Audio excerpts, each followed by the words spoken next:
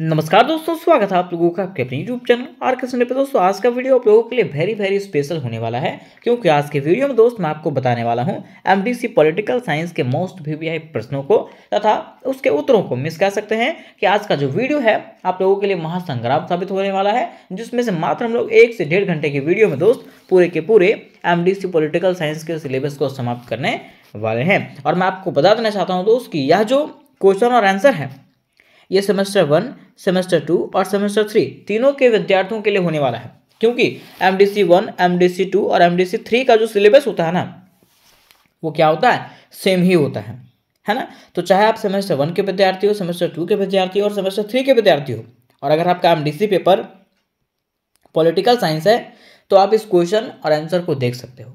ठीक है, तो चलिए फिर दोस्त वीडियो को स्टार्ट करते हैं और मैं आपको बताता हूं कि आखिर कौन से प्रश्न की तैयारी आपको इस वीडियो के अंतर्गत में करवाया जाएगा और कौन से प्रश्न को आपको एग्जामिनेशन के लिए पढ़ के जाना है। तो सबसे पहले बात करते हैं क्वेश्चन नंबर 1 का। तो क्वेश्चन नंबर 1 हमारा है, भारत में रियासतों का एकीकरण पर निबंध लिखें। यही क्वेश्चन आपको ऐसे पूछेगा कि जूनागढ़, कश्मीर, हैदराबाद एवं गोवा के विलय की विवेचना करें। कहने का अर्थ यह है कि भारत में जो देशी रियासत थे उनका विलय कैसे कैसे हुआ, है ना। और जूनागढ़, कश्मीर, हैदराबाद और गोवा का विलय जो है भारत में कैसे हुआ उसके बारे में बताइए। या तो यही क्वेश्चन आपको ऐसे पूछेगा कि भारत में कश्मीर के विलय की व्याख्या करें।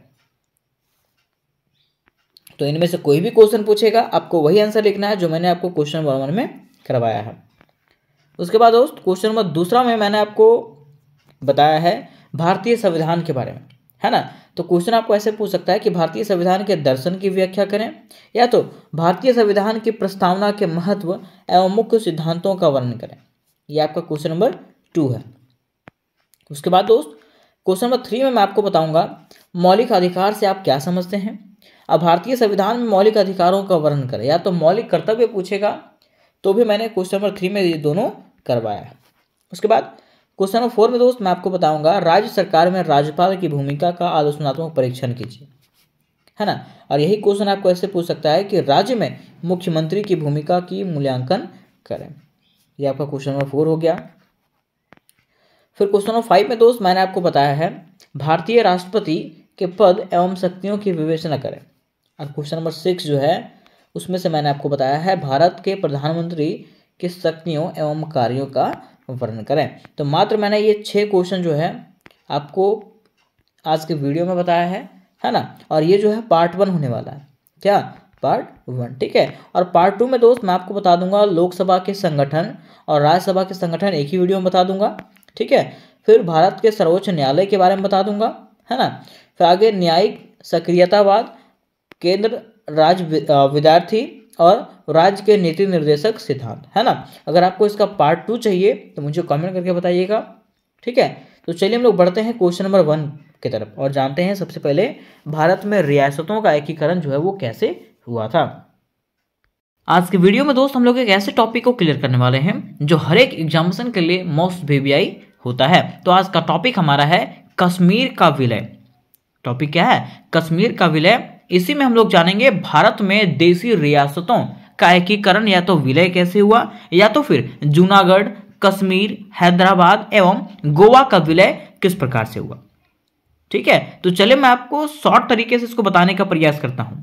तो दोस्तों देखिए यहाँ पे एक आपको पेज दिया हुआ है। ठीक है, पेज के माध्यम से, ये पेज में जो लिखा हुआ है उसके माध्यम से मैं आपको समझाना चाहता हूँ। ठीक है, देखिए हुआ क्या था कि 1947 में जब अधिनियम बना था, ठीक है, राष्ट्रीय अधिनियम जो बना था, तो उसमें बताया गया था कि भारत को आज़ाद कर दिया जाएगा। ठीक है, लेकिन उस समय ऐसा घोषणा किया गया था, मतलब वहाँ पे जो मुस्लिम लीग के समुदाय के लोग जो थे वो बताए थे कि नहीं, हमको क्या चाहिए, अलग राष्ट्र पाकिस्तान चाहिए। ठीक है, उस समय जो था भारत में जो था, ठीक है, कुल 565 देशी रियासतें थे। कितना था टोटल, 565 देशी रियासत था। ठीक है, जिसमें मतलब जो ये तो देशी रियासत था आपका। ठीक है, जिसमें से क्या बोला गया कि अगर आपको भारत में मिलना है तो भारत में मिल जाइए, पाकिस्तान में मिलना है तो पाकिस्तान में मिल जाइए, ठीक है।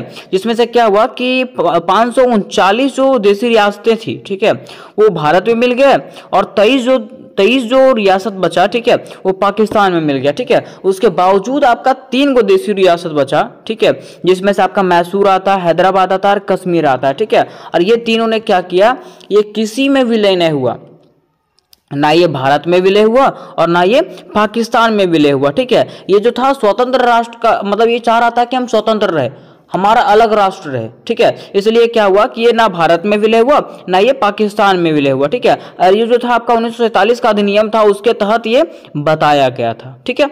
अब देखिए हुआ क्या था कि यहाँ पर तो कश्मीर था आपका, ठीक है। कश्मीर तो था कि हम अलग राष्ट्र का घोषणा कर दिया था ये कश्मीर कि हम किसी के साथ रहेंगे नहीं, ठीक है। अब हुआ कहा कि यहाँ पे जो था आपका जो पाकिस्तान है, ठीक है, पाकिस्तान का नज़र इस पे हमेशा पाकिस्तान जो था इस पे नज़र गड़ाए हुए था, ठीक है। पाकिस्तान जो था हमेशा चाह रहा था ना कि हम क्या करें, कश्मीर को अपने कब्जे में कर लें।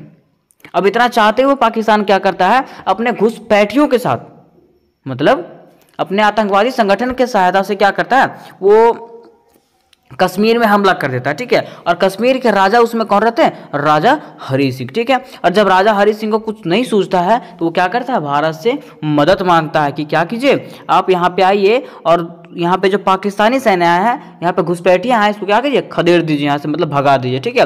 और जब यहाँ पे भारतीय सेना आती है, ठीक है, कहाँ पे, कश्मीर में, उसके बावजूद क्या होता है, उसके बाद क्या होता है कि कश्मीर के राजा को लगने लगता है कि चलो ये कम से कम ठीक है, भारत तो कम से कम ठीक है कि भारत तो मेरा साथ दिया है, और पाकिस्तान तो एक लालची देश है, ये कुत्ते के जैसा दौड़ते हुए चला आ रहा है, ठीक है। तो इसलिए वो क्या करता है, वो पाकिस्तान का साथ ना दे करके किसका साथ हो जाता है, भारत के साथ में विलय हो जाता है। कौन, कश्मीर का राजा जो था वो कश्मीर को जो है भारत में विलय कर देता है, ठीक है। यही था आपका कहानी, यही था आपका शॉर्ट स्टोरी आपका कश्मीर का, ठीक है, कैसे कैसे ये हुआ था, ठीक है। अब हम लोग जानेंगे इसको डिटेल से, जानेंगे कि किस प्रकार से कश्मीर जो था भारत में विलय हुआ, कश्मीर क्या था, इसके बारे में हम लोग डिटेल से जानेंगे, ठीक है। तो चलिए दोस्तों अब जानते हैं इसको डिटेल से थोड़ा सा।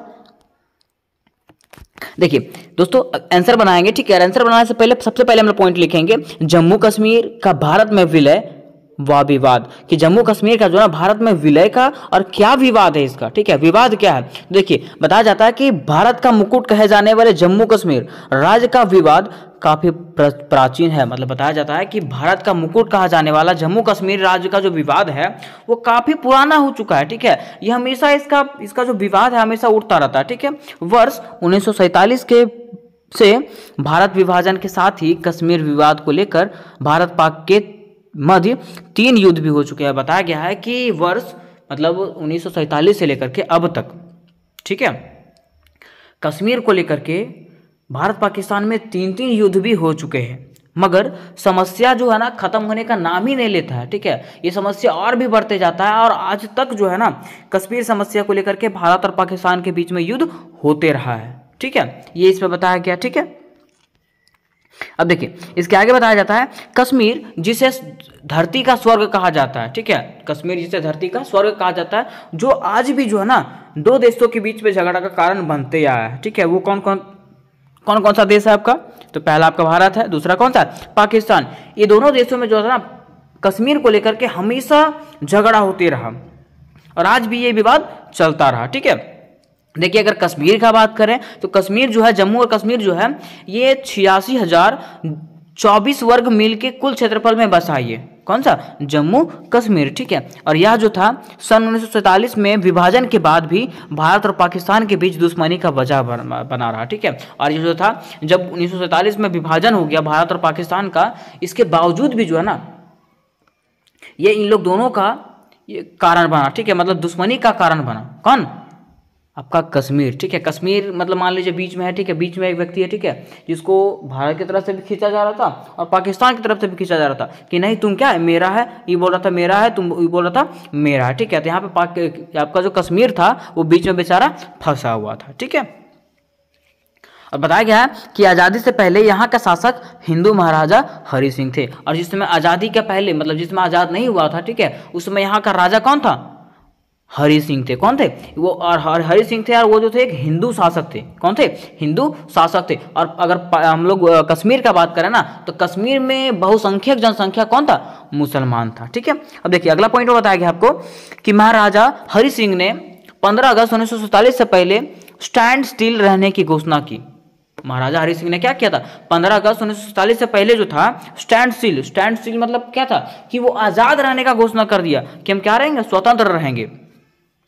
इस घोषणा का अर्थ क्या था? इस घोषणा का अर्थ था कि वो भारत या पाकिस्तान किसी भी हिस्सा नहीं बनेंगे। ठीक है, वो इसमें से बताया गया था कि वो भारत और पाकिस्तान जो था ना, किसी का हिस्सा नहीं बनेगा, वो स्वतंत्र राष्ट्र रहेगा। ठीक है, वो राज्य को एक स्वतंत्र देश घोषित करने की योजना बना रहा था। ठीक है, और वो जो था वहाँ का जो राजा था हरि सिंह, ठीक है, वो इस राज्य को जो था ना एक स्वतंत्र देश घोषित करने का योजना बना रहा था। ठीक है, लेकिन हुआ क्या, कुछ हालतों ने मतलब हालत वहाँ पे ऐसा करवट लिया, ठीक है, कि इसको अंततः जो है ना भारत में विलय करना पड़ा। ठीक है, और भारत में विलय करना पड़ा, इसके पीछे क्या कारण था उसको हम लोग डिटेल से पहले पढ़ चुके हैं। ठीक है, अब देखिए क्या हुआ कि लेकिन किस तरह हालतों ने करवट बदली और उन्होंने कश्मीर को भारत के नाम कर दिया। बताया गया कि वहाँ का जो कंडीशन था, हालत जो था, किस इस तरह से करवट बदला, ठीक है, कि उसको जो था ना चाहते हुए भी कश्मीर को भारत के नाम कर दिया। कौन कर दिया?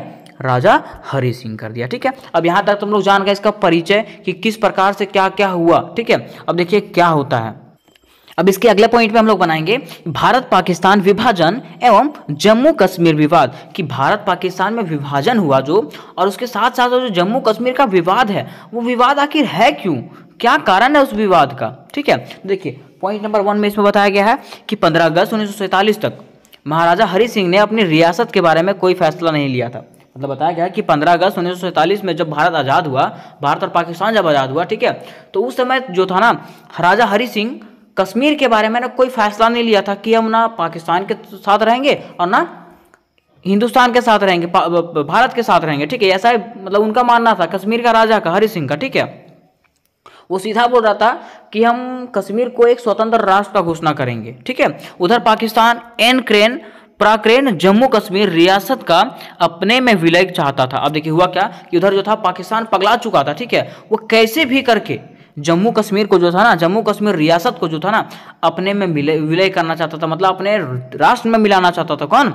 पाकिस्तान। उसने क्या किया, उसने महाराजा को अनेक लोभ व प्रलोभन देने का प्रयास किया। उसने क्या किया, वहां का जो राजा था हरि सिंह, ठीक है, उसको कई प्रकार का लोभ और प्रलोभन देने का प्रयास किया था। कौन? पाकिस्तान। ठीक है, लेकिन उसे सफलता प्राप्त नहीं हुआ। लेकिन हुआ क्या, उसको कोई सफलता प्राप्त नहीं हुआ। ठीक है, और जब सफलता नहीं प्राप्त हुआ, ऐसे में क्या किया, स्वतंत्रता के तुरंत बाद पाकिस्तान ने, और जब ये 14 अगस्त 1947 में जब पाकिस्तान आज़ाद हो गया, ठीक है, तो आज़ादी के तुरंत बाद वो क्या किया पाकिस्तान कि सितंबर 1947 में ही घुसपैठियों के वश में अपनी सेना की कश्मीर में घुसपैठ प्रारंभ करवा दी। ठीक है, अब क्या हुआ कि वहाँ जब पाकिस्तान आज़ाद हो गया, ठीक है, तो उसको तो मौका मिल गया। अब जब मौका मिला तो वो क्या किया, सितंबर 1947 में अपने देशों के घुसपैठियों के द्वारा क्या किया, वो कश्मीर भेज दिया, जम्मू कश्मीर में घुसपैठियों को वो भेज दिया। ठीक है, बताया जाता है कि अक्टूबर के अंत में पाकिस्तानी सेना श्रीनगर के करीब तक पहुंच गया था। और बताया गया कि अक्टूबर के अंत तक जो था ना पाकिस्तानी जो सेना थे वो श्रीनगर तक पहुंच चुके थे। ठीक है, मतलब वो घुसने का तैयारी कर चुके थे जम्मू कश्मीर में। फिर बताया गया है कि 26 अक्टूबर 1947 को कश्मीर की स्थिति को लेकर के नई दिल्ली में बैठक हुई। अब क्या हुआ कि 26 अक्टूबर 1947 को कश्मीर की स्थिति को लेकर के जो है ना नई दिल्ली में बैठक हुआ था। ठीक है, जिसमें कश्मीर के प्रधानमंत्री मेहरचंद महाजन व नेशनल कॉन्फ्रेंस के शेख अब्दुल्ला भी शामिल थे। ठीक है, जिसमें क्या हुआ कि कश्मीर के जो प्रधानमंत्री थे मेहरचंद महाजन व नेशनल कॉन्फ्रेंस के शेख अब्दुल्ला जो थे उस बैठक में जो थे क्या हुए, शामिल हुए। ठीक है, अब शामिल होने के बाद क्या हुआ, ठीक है, अब जब शामिल हुए तो उसमें क्या हुआ कि उसको विलय करना था पाकिस्तान, मतलब जो आपका कश्मीर था उसको तो विलय होना था। अब किसमें विलय करना है, ठीक है, क्योंकि पाकिस्तान जो था उसमें क्या कर रहा था, घुसपैठियों के घुसपैठ करने का तैयारी कर रहा था, उसमें आक्रमण करने का तैयारी कर रहा था। अब वहां पे क्या किया जाए, क्या करेगा जम्मू कश्मीर, तो देखिए बताया गया कि जम्मू कश्मीर रियासत का भारत में विलय। अब क्या करता है, जम्मू कश्मीर रियासत जो है भारत में विलय करता है। आखिर विलय क्यों करता है, यहाँ तक तो इसके पहले तो हम लोग जाने थे कि वो पाकिस्तान जो है उसमें घुसपैठ करने का तैयारी कर रहा था। ठीक है, लेकिन देखिए आगे पॉइंट में क्या होता है कि उसके बाद महाजन और शेख दोनों ने भारत सरकार से अपील की कि जम्मू कश्मीर रियासत में सेना भेजकर पाकिस्तानी हमलावरों को खदेड़ दिया जाए। अब देखिए उसके बाद क्या होता है, जब वहाँ पर बैठक होता है तो वहाँ के जो महाजन था और जो शेख था, ठीक है, वो दोनों जो है भारतीय सरकार से क्या करता है, अपील करता है, ठीक है। और अपील क्या करता है कि आप क्या कीजिए कि जम्मू कश्मीर में आइए और जम्मू कश्मीर में अपने सैनिकों को भेज करके पाकिस्तानी जो हमलावर है उसको खदेड़ के यहाँ से निकाल दीजिए, गर्दा उड़ा के कूट दीजिए पकड़ के, ठीक है। उसके बाद क्या हुआ कि 26 अक्टूबर 1947 को महाराजा हरि सिंह ने भारतवर्ष में जम्मू कश्मीर का विलय उसी विलय पत्र के आधार पर कर दिया, ठीक है। अब क्या हुआ कि 26 अक्टूबर 1947 को महाराजा हरि सिंह ने क्या किया कि भारतवर्ष में जम्मू कश्मीर का जो विलय था, ठीक है, विलय पत्र जो था, उसके पहले जो विलय पत्र आया था, ठीक है, उसी विलय पत्र में जो था वो जम्मू कश्मीर का भी विलय कर दिया, ठीक है। उसी के आधार पर वो जम्मू कश्मीर का भी विलय कर दिया और बता दिया कि जम्मू कश्मीर आज से किसका हिस्सा है, भारत का हिस्सा है, ठीक है। अब यहां तक जान गए कि यहां तक विलय हो गया किसमें, जम्मू कश्मीर किसमें विलय हो गया, भारत में विलय हो गया, ठीक है। और कौन किया, वहां का राजा खुद कौन किया था, हरि सिंह किया था, ठीक है। अब देखिए यहाँ पे एक पॉइंट उठता है, ठीक है, कि वो किस विलय पत्र के हिसाब से वो विलय किया था, ठीक है। तो जिस विलय पत्र से दूसरी रियासतों का विलय हुआ था, मतलब जिस विलय पत्र से दूसरा रियासत भी इसमें मिला था, किसमें, भारत में, उसी विलय पत्र से वो क्या किया, कश्मीर को भी भारत में मिला दिया, ठीक है। अब कश्मीर का महाराजा जो है वो कहता है कि मैं एदत द्वारा इस विलय पत्र को स्वीकार करता हूं। जो कश्मीर का राजा था वो बोलता है कि मैं इस विलय पत्र को क्या करता हूं, स्वीकार करता हूं और मैं इसको क्या करता हूं, भारत में विलय करता हूं, ठीक है। ये आपका इसमें बताया गया, ठीक है। अब अगला पॉइंट में क्या बताया गया है कि इस प्रकार जम्मू कश्मीर रियासत का भारत में विलय हुआ। और इस प्रकार क्या हुआ कि जम्मू कश्मीर रियासत का जो था भारत में विलय होता है, ठीक है। और 1950 में भारत के संविधान की पहली अनुसूची में भागखा राज्य में जम्मू कश्मीर को शामिल किया गया। इसी प्रकार जो है 1950 का जो संविधान था उसमें जो था क्या किया गया, भाग खा में राज्य में जम्मू कश्मीर को भी शामिल कर लिया गया, ठीक है। यहां तक आपका था कि किस प्रकार से जम्मू कश्मीर भारत में विलय हुआ, ठीक है। अब देखिए दोस्तों, अब अगला पॉइंट बनाएंगे हम लोग आज़ादी के बाद जम्मू कश्मीर। आज़ादी के बाद जो था जम्मू कश्मीर का क्या कंडीशन रहा, ठीक है। आज़ादी के बाद का मतलब है कि वहाँ पे जब आज़ाद हुआ, ठीक है, वो जब भारत में विलय हुआ उसके बाद उसका क्या कंडीशन था, ठीक है। तो बताया गया कि सन 1951 में जम्मू कश्मीर राज्य की संविधान सभा के चुनाव हुए, ठीक है। वहाँ पे क्या हुआ कि मतलब वहाँ पे अलग उसको राज्य दे दिया गया, ठीक है। हालांकि वो भारत में मिल गया था, ठीक है, लेकिन उसको एक विशेष राज्य का दर्जा प्राप्त था, किसको, जम्मू कश्मीर को। वहाँ पे क्या हुआ कि 1951 में जम्मू कश्मीर के राज्य के संविधान के वहाँ पे अलग संविधान था, ठीक है, कहाँ पे, जम्मू कश्मीर में। और वहाँ पे एक चुनाव हुआ, ठीक है, जहाँ पे 75 संसदीय संविधान सभा ने 6 फरवरी 1954 को जम्मू कश्मीर राज्य के भारत में विलय करने की पुष्टि किया। अब क्या हुआ कि वहाँ पे जब संविधान सभा ने 6 फरवरी को क्या किया, 6 फरवरी 1944 ईस्वी को जम्मू कश्मीर राज्य का भारत में विलय करने का पुष्टि कर दिया, ठीक है। उसके बाद क्या हुआ कि जम्मू कश्मीर के संविधान की धारा 3 के अनुसार जम्मू एवं कश्मीर भारत का अभिन्न हिस्सा है। मतलब बताया गया कि जम्मू कश्मीर के संविधान की धारा 3 के अनुसार जो है ना, जम्मू कश्मीर जो है भारत का एक अभिन्न हिस्सा है, ठीक है, और रहेगा। इस धारा में कोई संशोधन नहीं हो सकेगा। इसमें बताया गया कि इस धारा में जो है ना कभी कोई संशोधन नहीं हो पाएगा। इस प्रकार तत्कालीन महाराजा हरि सिंह ने विलय पत्र और जम्मू कश्मीर की संविधान सभा की घोषणा से जम्मू कश्मीर का भारत में पूर्ण विलय हुआ और भारत का अभिन्न अंग बना। मतलब इस प्रकार जो है क्या किया, महाराजा जो वहाँ पे हरि सिंह थे वो जम्मू कश्मीर का विलय किसमें कर दिए, भारत में कर दिए, ठीक है। और जम्मू कश्मीर जो था भारत का एक अभिन्न अंग बन चुका था, ठीक है।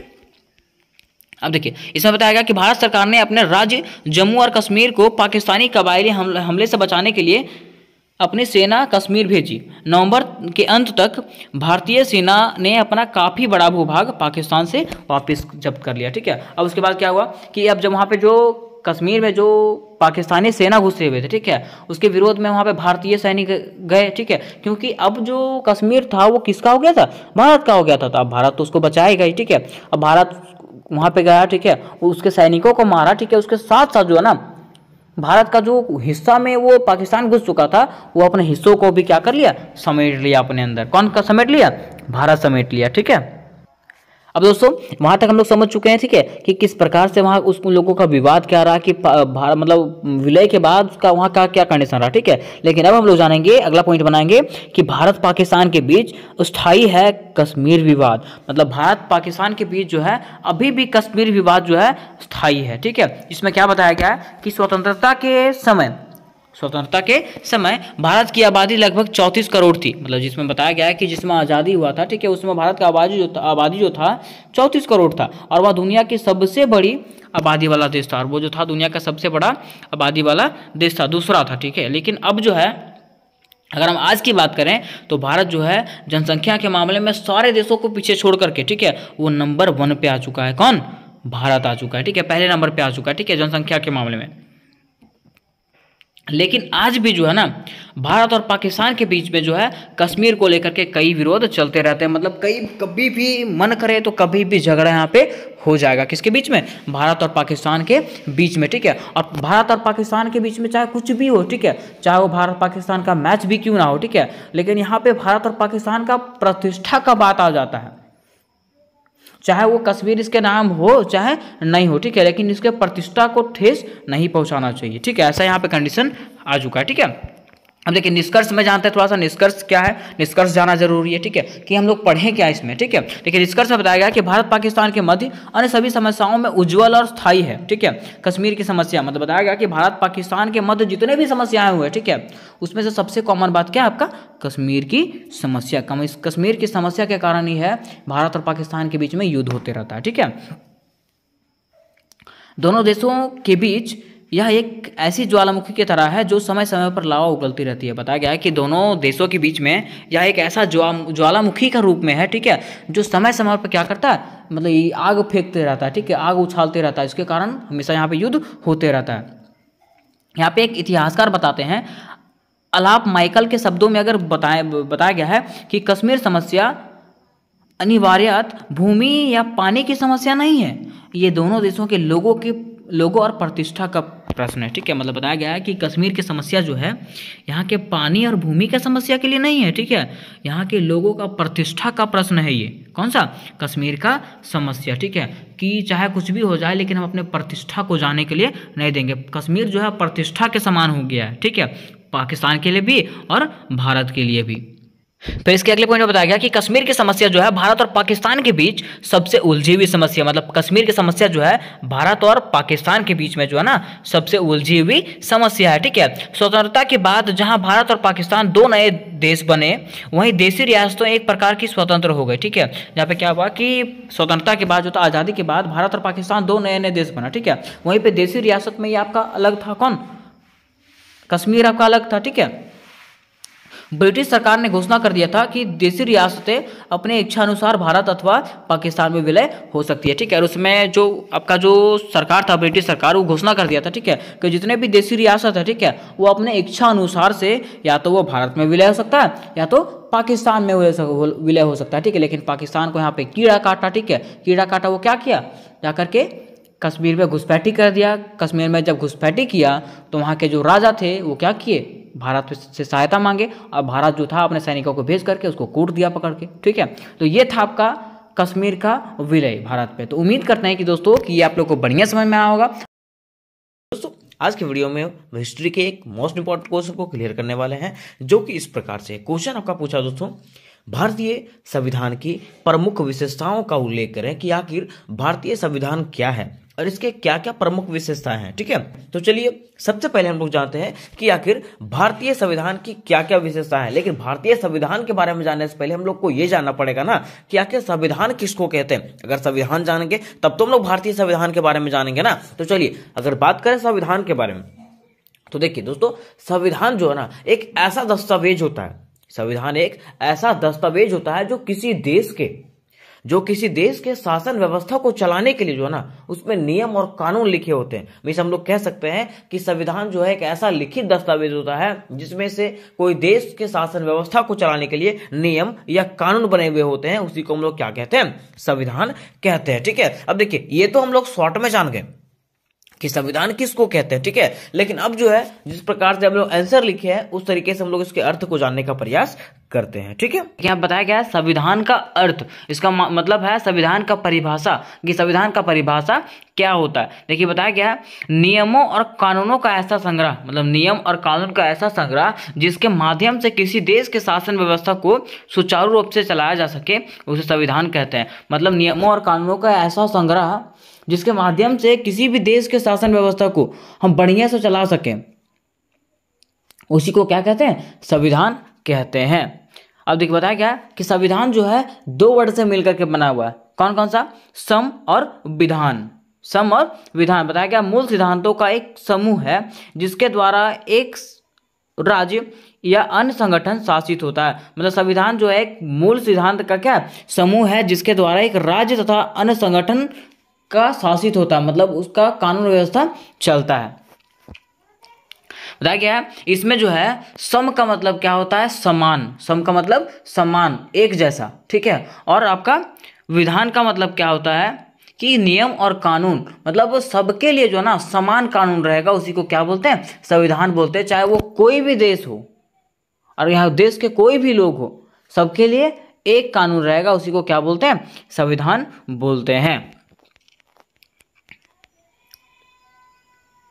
देखिए बताया गया है कि इस प्रकार संविधान नियमों का एक संग्रह है जो सभी नागरिकों पर समान रूप से लागू होता है। बताया गया है कि इस प्रकार जो है संविधान जो है नियमों का एक ऐसा संग्रह होता है जो देश के सभी नागरिकों पर समान रूप से लागू होता है। इसमें ऐसा नहीं है कि अगर दूसरा व्यक्ति है तो उसके लिए अलग कानून रहेगा और आपके लिए अलग कानून रहेगा। सो अगर मान लीजिए कोई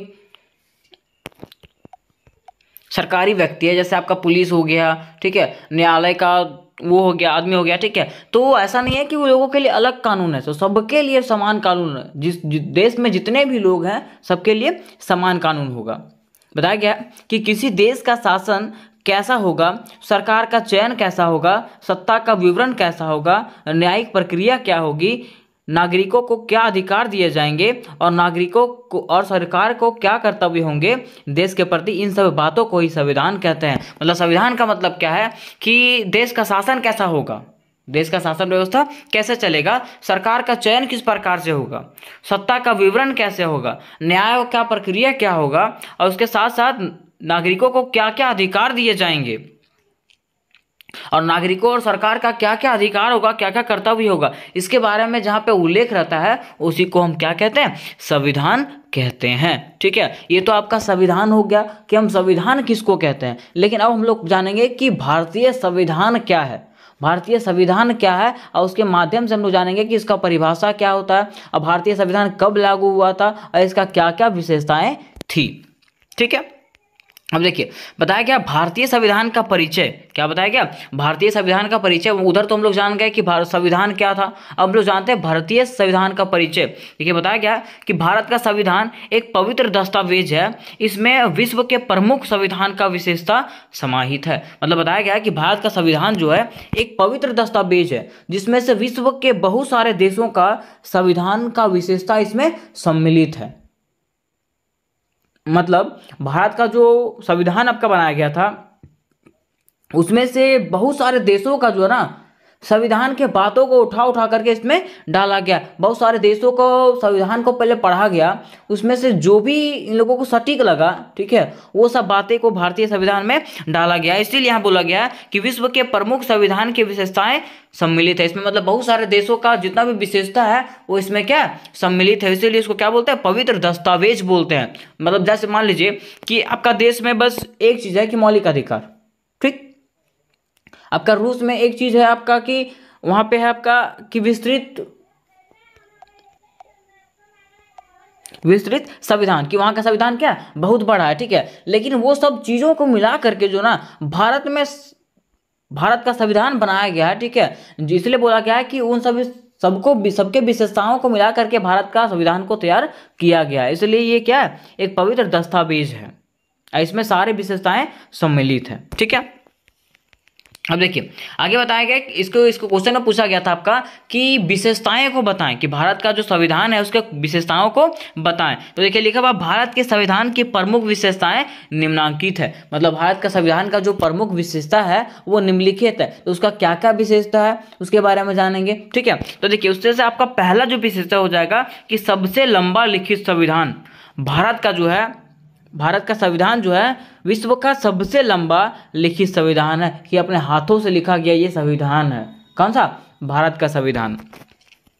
इसको देखिए, पॉइंट बाय पॉइंट करके आपको बताया गया, लिखा गया क्या कि भारतीय संविधान दुनिया के सभी लिखित संविधानों में से सबसे लंबा और पूर्ण संविधान है। मतलब बताया गया कि भारत का संविधान जो है दुनिया के सभी लिखित संविधानों में से सबसे लंबा और पूर्ण संविधान है। मतलब सबसे लंबा क्या ये संविधान माना गया है। ठीक है। प्रारंभ में अमेरिकी संविधान में 7 अनुच्छेद थे, ऑस्ट्रेलिया संविधान में 128 अनुच्छेद थे, कनाडाई संविधान में 147 अनुच्छेद थे और भारतीय संविधान में कितने थे?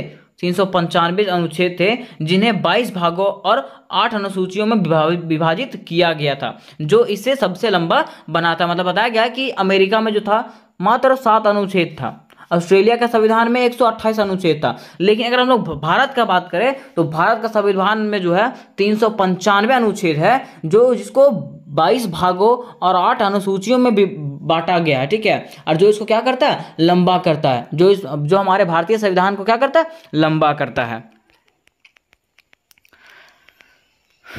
बताया गया है कि संशोधन अधिनियमों के कारण संशोधन गतिविधियों के अनुसार कई और लेखे जोड़े मिटाए या बदले गए हैं। मतलब बताया गया कि संशोधन अधिनियम जो है इसमें भारतीय संविधान में, उसके अनुरूप जो है ना भारत के संविधान में बहुत सारे सुधार किए गए हैं, जिसके कारण अनुसूची घटते बढ़ते रहता है। इसमें से कोई संदेश नहीं है कि कुछ व्यवस्थाओं का रद्द होने के कारण बाद भी इसमें 444 अनुच्छेद और 12 अनुसूचियां हैं। इसमें बताया गया है कि भारत का चाहे कितना सुधार हुआ हो, ठीक है, लेकिन उसमें से टोटल आपका कितना है? 444 अनुच्छेद है तो है, ठीक है, और 12 अनुसूचियां है। इसमें तो हम लोग जान गए कि भारत के सबसे लंबा, मतलब ये जो था विश्व का सबसे लंबा क्या था? संविधान था। ठीक है। अब दूसरा पॉइंट हम लोग बनाएंगे कि एकल नागरिकता। भारतीय संविधान का एक महत्वपूर्ण विशेषता क्या है कि यहाँ के लोगों को ना एकल नागरिकता प्राप्त है, कि सब लोग जो है ना एक हैं। जैसे मान लीजिए आप भारत में रहते हैं, ठीक है, अब भारत को छोड़ करके, भारत में है, भारत के राज्य में गुजरात में रहते हैं, ठीक है, आप वहाँ से छोड़ के महाराष्ट्र चल जाइएगा तो ऐसा नहीं है कि आपका नागरिकता खत्म हो जाएगा। सो आपका नागरिकता वहाँ पे है, वहाँ भी है। ठीक है। जैसे मान लीजिए आप भारत में हैं, ठीक है, भारत छोड़ करके आप कहीं और गए, जैसे आप सऊदी अरब चल गए, सऊदी अरब चल गए, ठीक है, तो वहाँ पे क्या हुआ कि अभी भी आपका नागरिकता वहाँ पे ख़त्म नहीं हुआ है। ठीक है। अगर 5 सालों तक आप वहाँ पे रुक जाते हैं तब आपका नागरिकता क्या हो जाएगा? ख़त्म हो जाएगा। प्रत्येक लोगों को एक ही नागरिकता यहाँ पे मौजूद है, एक ही नागरिकता यहाँ पे प्राप्त है। देखिए इसमें बताया गया है कि पॉइंट नंबर 1 में कि भारतीय संविधान के तहत सभी भारतीय लोगों को एक नागरिकता प्रदान की गई है।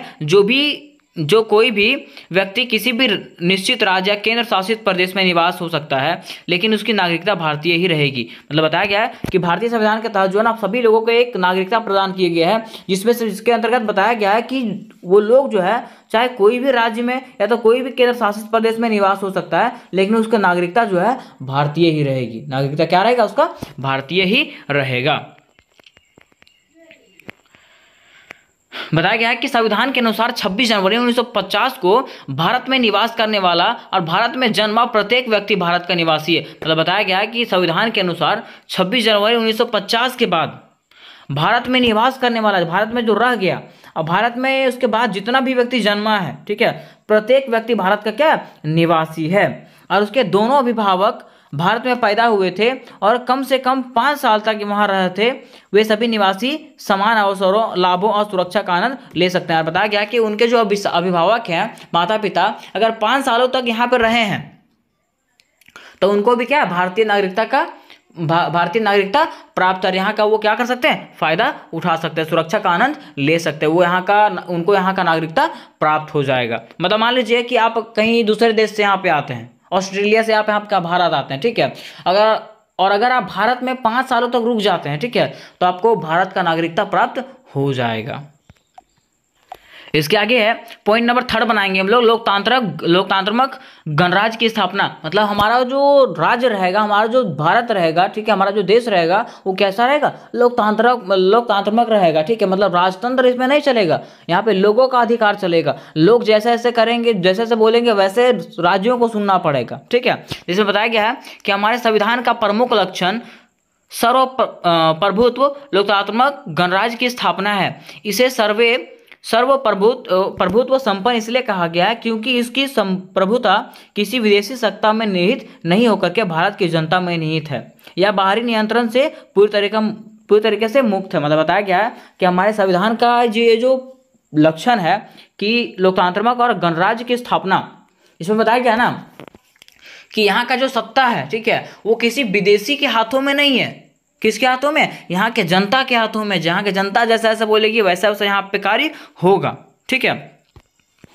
यह बाहरी नियंत्रण से पूरी तरीके से मुक्त है। मतलब यहाँ का जो शासन व्यवस्था है उसका बाहर से कोई मतलब ही नहीं है। वो बाहर का नियंत्रण से पूरी तरीके से मुक्त है। मतलब बाहर का व्यक्ति कोई भी इसका नियंत्रण नहीं कर सकता है।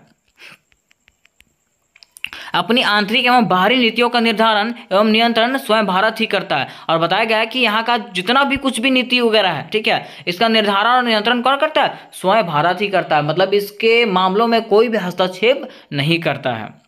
भारत में लोकतंत्र की स्थापना की गई और यहाँ का शासन जनता के हाथों में सुरक्षित है। और बताया गया कि बाद में जो है भारत में जो है ना लोकतंत्र की स्थापना की गई, ठीक है। किसका? लोकतंत्र की स्थापना किया गया और यहाँ का शासन व्यवस्था जो है जनता के हाथों में अभी सुरक्षित है। जैसे मान लीजिए भारत का प्रधानमंत्री का चुनाव होता है तो उसके चुनाव का जो प्रावधान है वो किसके पास है? जनता के पास है, वहाँ के जनता के पास है, ठीक है। वहाँ के जनता के द्वारा जो है कोई भी नेता वगैरह को चुना जाता है। अब देखिए इसके आगे हम लोग पॉइंट नंबर 4 जानेंगे। पॉइंट नंबर 4 में हम लोग बनाएंगे कि समाजवाद और धर्मनिरपेक्षता। क्या बनाएंगे? पॉइंट बनाएंगे हम लोग समाजवाद एवं धर्मनिरपेक्षता। अब देखिए समाजवाद और धर्मनिरपेक्षता क्या है कि देखिए यहाँ के जितने भी लोग हैं, हमारे संविधान में यह बताया गया है कि यहाँ के लोग हैं ना वो धर्मनिरपेक्ष हैं। वो अपने अनुसार से कोई भी धर्म का पालन कर सकते हैं। ऐसा नहीं है कि उनको एक ही धर्म बता दिया गया है कि आप हिंदू हैं तो आपको हिंदू का ही धर्म का पालन करना पड़ेगा, ठीक है। ऐसा नहीं है, यहाँ के लोग कोई भी धर्म को अनुसरण कर सकते हैं। इसी में बताया गया, देखिए बताया गया कि हमारा संविधान समाजवाद एवं धर्मनिरपेक्षता के पोशाक है। संविधान में प्रत्येक नागरिक को सामाजिक, आर्थिक एवं राजनीतिक न्याय का वचन दिया गया है। हमारे संविधान एक धर्मनिरपेक्ष संविधान का एक संवाहक है। इसमें सभी धर्म को समान मान्यता प्राप्त की गई। इसमें जितने भी धर्म है ना सबको समान मान्यता प्राप्त किया गया कि सब एक समान है। प्रत्येक व्यक्ति को अंतःकरण और धर्म के अवैध रूप से मानने, आचरण करने और प्रचार प्रसार करने की स्वतंत्रता है। मतलब ऐसा बताया गया है कि प्रत्येक व्यक्ति को अपने धर्म का, जैसे मान लीजिए हम हिंदू धर्म है, ठीक है, तो आप अपने हिंदू धर्म का जो है ना प्रचार प्रसार जो है विस्तार पूर्वक से कर सकते हैं। उसमें आपका कोई रोक टोक नहीं है। यह किसी भी व्यक्ति पर राजधर्म नहीं होता। और यहाँ जो है किसी भी व्यक्ति पर राजधर्म नहीं होता कि आपका यही धर्म है तो आपका यही राजधर्म होगा, इससे आप बाहर नहीं निकल सकते हैं, ऐसा कुछ नहीं है, ठीक है। कोई भी व्यक्ति कोई भी धर्म का अनुसरण कर सकता है, ठीक है। देखिए उसके बाद पॉइंट नंबर 5 में बनाएंगे मौलिक अधिकार, ठीक है। जो भारतीय संविधान का ना एक महत्वपूर्ण क्या है? विशेषता है। सबसे महत्वपूर्ण विशेषता आपका क्या है? मौलिक अधिकार है। अब मौलिक अधिकार का मतलब क्या होता है? मौलिक अधिकार का मतलब है कि भारत में जितने भी जनता है, जितने भी लोग हैं, सबका कुछ अपना अधिकार है। जैसे कि उसको स्वतंत्रता का अधिकार प्राप्त है, शिक्षा का अधिकार प्राप्त है और समानता का अधिकार प्राप्त है कि सब लोग क्या है? एक समान है। उसको हम लोग डिटेल से थोड़ा सा जानते हैं। देखिए लिखा हुआ है भारत के संविधान की महत्वपूर्ण विशेषता एवं उपलब्धि में से इसमें मौलिक अधिकारों का सम्मिलित होना है।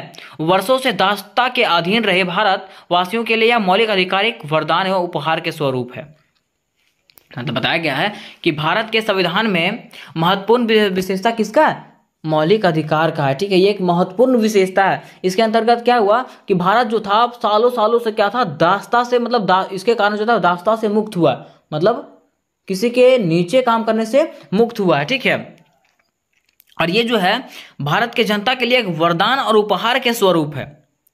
इन मूल अधिकारों का मुख्य उद्देश्य भारत के नागरिकों को उनके अधिकारों से अवगत कराना ताकि वे लोग अपने अधिकारों के बारे में जान सके, ठीक है। और ये जो मूल अधिकार है, जो मौलिक अधिकार है, उनका मुख्य उद्देश्य यही था कि यहाँ के जो नागरिक हैं उनको अपने अधिकारों के बारे में बताएं, ठीक है, और उन लोग को पता चल सके कि हम लोग का मूल अधिकार क्या, हम लोग का मौलिक अधिकार क्या है, जिसके माध्यम से उन लोग उसका फायदा उठा सके।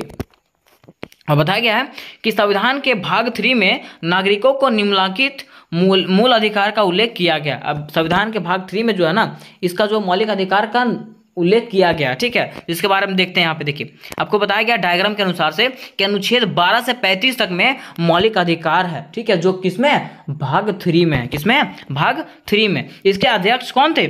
सरदार वल्लभ भाई पटेल। कौन है? सरदार वल्लभ भाई पटेल। अब देखिए बोला जाएगा कि मौलिक अधिकार कहाँ से लिया गया, तो मौलिक अधिकार जो है कहाँ से लिया गया था? अमेरिका से लिया गया था। कहाँ से लिया गया? अमेरिका से। और इसका शुरुआत कहाँ से हुआ था? इंग्लैंड से हुआ था। कहाँ से हुआ था? इंग्लैंड से हुआ था, ठीक है। अब देखिए बोला गया था कि मौलिक अधिकार, तो मौलिक अधिकार थे कितने? मौलिक अधिकार आखिर थे कितने? तो मौलिक अधिकारों की संख्या शुरू में कितना था? 7 था, ठीक है। लेकिन इसमें से जो था एक अधिकार, जो संपत्ति का अधिकार था, उसको समाप्त कर दिया गया। क्या कर दिया गया? संपत्ति के अधिकार को समाप्त कर दिया गया। किसके अनुसार से? 44वां जो संशोधन हुआ था 1976 में, इसके अनुसार से जो था संपत्ति का अधिकार को समाप्त कर दिया गया, ठीक है। अभी आपका कितना अधिकार है? मौलिक अधिकारों की संख्या कितना है? 6 है। कौन सा है आपका? तो पहला आपका समता का अधिकार है, जो कि आपका अनुच्छेद 14 से 18 के बीच में है। फिर दूसरा है स्वतंत्रता का अधिकार, जो 19 से 22 के बीच में है। फिर तीसरा में आपका शोषण के विरुद्ध अधिकार, जो 23 से 24 के बीच में है। फिर 4 में आपका धार्मिक स्वतंत्रता का अधिकार, जो 25 से 28 के बीच में है, ठीक है। फिर 5 में आपका शिक्षा एवं संस्कृति का अधिकार, जो 29 से 30 के बीच में है। फिर आगे आपका 6 वाला जो है संवैधानिक उपचारों का अधिकार, जो क्या है? 32 में है। किसमें? 32 में। अब देखिए यहाँ पे लिखा हुआ है समता का अधिकार। तो आखिर समता का अधिकार का मतलब क्या होता है? तो समता का अधिकार का मतलब होता है समानता का अधिकार, कि भारत में जितने भी जनता है सब क्या है? एक समान है, ठीक है। उसको समानता का अधिकार प्राप्त है। वो हर जगह पे समान है, चाहे वो कहीं पे चला जाए, वो किसी भी मतलब कोई भी व्यक्ति जो है उसको बेइज्जत नहीं कर सकता है, ठीक है। उसके साथ भेदभाव नहीं कर सकता है। वो हर व्यक्ति के साथ समान है, चाहे वो नीचे जाति का हो, चाहे कोई भी जाति का हो, वो क्या है? एक समान है। फिर दूसरा आपको बताया गया स्वतंत्रता का अधिकार, मतलब प्रत्येक व्यक्ति क्या है? स्वतंत्र है। वो कोई भी मतलब अपने अनुसार से कोई भी धर्म को कुछ भी कर सकता है वो, ठीक है। उसको कोई रोक टोक नहीं है, ठीक है। वो अपना उसको मतलब वो स्वतंत्र है, वो जैसे चाहे अपनी जिंदगी का निर्वाह कर सकता है, ठीक है। फिर आगे लिखा हुआ शोषण के विरुद्ध अधिकार। शोषण के विरुद्ध अधिकार का मतलब है, जैसे मान लीजिए इसमें चाइल्ड लेबर आता था, कि बच्चों को जो है जबरदस्ती काम करवाया जाता था, शोषण किया जाता था, ठीक है। तो इसमें क्या है कि बच्चे जो है इसके विरुद्ध अपना मतलब अधिकार जो है बता सकते हैं, न्यायालय में जा सकते हैं और बता सकते हैं कि ये क्या कर रहा है? हमारे ऊपर शोषण कर रहा है, ठीक है। बच्चा अगर चाहेगा कि हम यहाँ पे काम कर रहे हैं तब वो काम करेगा, नहीं चाहेगा तो काम नहीं करेगा। ये इसका मौलिक अधिकार है। अगर उसका मौलिक अधिकार का हनन होता है तो वो क्या कर सकता है? इसके खिलाफ क्या कर सकता है? एप्लीकेशन फाइल कर सकता है, ठीक है। अब देखिए उसके आगे लिखा हुआ है धार्मिक स्वतंत्रता का अधिकार। धार्मिक स्वतंत्रता का अधिकार का मतलब है यहाँ के जो लोग हैं ना वो क्या है? स्वतंत्र हैं। किसके मामले में? धर्म के मामले में, कि यहाँ के जितने भी लोग हैं ना वो कोई भी धर्म का अनुसरण कर सकते हैं। उसको ये मौलिक अधिकार प्राप्त है कि आप कोई भी धर्म का अनुसरण कर सकते हैं, और इसमें जो है आपको कोई भी किसी तरह का कोई किसी तरह का आपको कोई बोलेगा नहीं। आप अपने अनुसार से कोई भी धर्म का अनुसरण कर सकते हैं। फिर आगे आपका कि शिक्षा एवं संस्कृति का अधिकार। अब देखिए शिक्षा एवं संस्कृति का अधिकार क्या है? कि यहाँ के प्रत्येक जनता को जो है ना शिक्षा प्राप्त करने का अधिकार है, ठीक है। उसके साथ साथ यहाँ का संस्कृति को बनाए रखने का भी अधिकार है, ठीक है। अगर उसके संस्कृति का हनन होता है तो वो क्या कर सकता है? इसके खिलाफ कंप्लेन कर सकता है। अब उसके बाद लिखा हुआ है संवैधानिक उपचारों का अधिकार। संवैधानिक उपचारों का अधिकार मतलब संविधान में अगर कुछ कहीं त्रुटि होता है, ठीक है, तो उसके खिलाफ कंप्लेन कर सकता है कि हाँ यहाँ पे कुछ त्रुटि है, यहाँ पे क्या करना है? उसको सुधार करना चाहिए, ठीक है। ये आपका क्या हो गया? मौलिक अधिकार का विस्तृत वर्णन हो गया।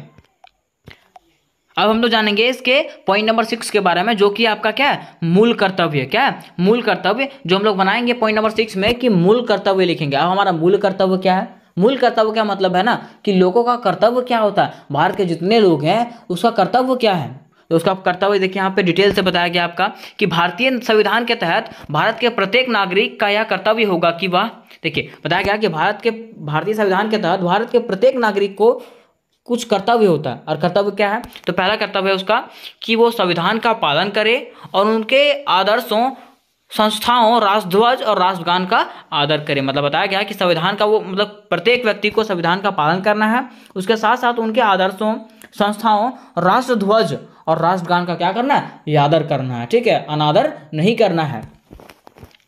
उसके साथ पॉइंट नंबर 2 में बताया गया है कि स्वतंत्रता के लिए हमारे राष्ट्रीय आंदोलन को प्रेरित करने वाले ऊंचा देशों को हृदय में संजोए रखें और उसका पालन करें। मतलब बताया गया है कि स्वतंत्रता के लिए अगर देश में आज़ादी प्राप्त करना है तो उसके लिए क्या करना, आपको साथ में रहना पड़ेगा, चाहे कुछ भी क्यों ना हो जाए, आपको हमेशा साथ में रहना पड़ेगा, साथ देना पड़ेगा। फिर देखिए तीसरा में लिखा हुआ है भारत की प्रभुता, एकता एवं अखंडता की रक्षा करना। मतलब भारत को जो है एक करके रखना, मतलब भारत को टूटने देना नहीं है, ठीक है। फिर 4 में बताया गया है कि देश की रक्षा करें और आह्वान किए जाने पर राष्ट्र की सेवा करें। मतलब बताया जा रहा है कि ऐसा नहीं है कि जो आर्मी रहता है उसी का कर्तव्य है कि देश का सेवा करना है। सो प्रत्येक व्यक्ति का यह कर्तव्य होता है कि हम देश के क्या करें, रक्षा करें, और अगर बुलाए जाने पर क्या करें, देश की सेवा करने के लिए हमेशा तैयार रहें, तत्पर रहें। फिर आगे बताया गया कि भारत के सभी लोगों में समरसता और समान भाईचारे की भावना का निर्माण करें, जो धर्म और भाषा के प्रदेश या वर्ग पर आधारित सभी भेदभावों से परे हो। ऐसी प्रथाओं का त्याग करें जो स्त्रियों के सम्मान के विरुद्ध हो। इसमें बताया गया कि भारत के सभी लोगों के बीच में क्या करना, समानता फैलाना, कि सब लोग क्या है, एक है। ऐसे उन लोगों के माइंड में अवधारणा डालना है कि सब लोग एक हैं, चाहे कोई भी धर्म के हो, कोई भी जाति के हो, ठीक है। उसके साथ साथ ऐसी प्रथाओं का त्याग करना है, ऐसे प्रथा का त्याग करना है जिसमें स्त्रियों का सम्मान ना किया जाए, ठीक है। ऐसे प्रथाओं को छोड़ देना है, ठीक है। फिर उसके साथ बताया गया है अगला पॉइंट में कि हमारी सामाजिक संस्कृति की गौरवशाली परंपरा का महत्व समझें और उसके संरक्षण करें। मतलब बताया गया है कि हमारा समाज का जो सांस्कृतिक है, ठीक है, उसको हमेशा बना करके रखना। हमें अपना सांस्कृतिक को तोड़ना नहीं और छोड़ना नहीं है। अब देखिए इसके आगे पॉइंट नंबर 7 में आपका मताधिकार, ठीक है, जो कि भारतीय संविधान का महत्वपूर्ण अंग है, ठीक है। पहला आपका क्या है, मताधिकार, ठीक है। मताधिकार का मतलब है वोट देने का अधिकार, ठीक है। तो बताया गया भारतीय संविधान के तहत इस बात को कहा गया है कि यहाँ की जनता मताधिकार के लिए मुक्त है। मतलब बताया गया भारतीय संविधान के तहत कहा गया है कि यहाँ की जितनी भी जनता है ना, वो वोटिंग के लिए क्या है, आज़ाद है, वो किसी को भी वोट दे सकती है, और जनता द्वारा ही प्रतिनिधित्वों का निर्वाचन किया जाता है, और जनता के द्वारा ही यहाँ के प्रतिनिधित्व का निर्वाचन चुना जाता है उन लोगों को। संविधान के अंतर्गत निर्वाचन का यह अधिकार ऐसे प्रत्येक व्यक्ति को प्रदान किया गया है जो वयस्क है, अर्थात जिसने 18 वर्ष की आयु पूर्ण कर ली है। मतलब बताया गया है कि वोट देने का अधिकार उन सभी लोगों को प्राप्त है जो 18 साल के ऊपर हो चुके हैं, ठीक है। तो ये आपका क्या था, मौलिक अधिकार हो गया था आपका, ठीक है। यहाँ पे हो गया था मताधिकार का अधिकार, ठीक है, जो आपका संविधान का एक मूल अंग होता है, ठीक है। अब लास्ट में थोड़ा सा जान देंगे इसके निष्कर्ष के बारे में कि आखिर निष्कर्ष में क्या बताया गया। तो निष्कर्ष आपका क्या है कि उपरोक्त विवेचना से हम इस बात का निष्कर्ष तक पहुंचते हैं कि किसी भी देश का संविधान हो, ठीक है, उस देश की स्थिति और आवश्यकताओं के अनुरूप बनाया जाना चाहिए। मतलब बताया गया है कि कोई भी देश का संविधान रहे, ठीक है, तो उसको क्यों बनाना चाहिए और कब बनाना चाहिए और किस तरह से बनाना चाहिए। तो उसका संविधान जो है उसके देश के अनुरूप, उसके देश के स्थिति के आवश्यकता के अनुरूप से बनाना चाहिए, ठीक है, ताकि यहाँ के जनता लोग इसका परिपूर्ण लाभ उठा सके, ठीक है। तो उम्मीद करते हैं कि यह क्वेश्चन आप लोग को बढ़िया समझ में आया होगा। तो मिलते हैं नेक्स्ट वीडियो में, तब तक के लिए जय हिंद जय भारत।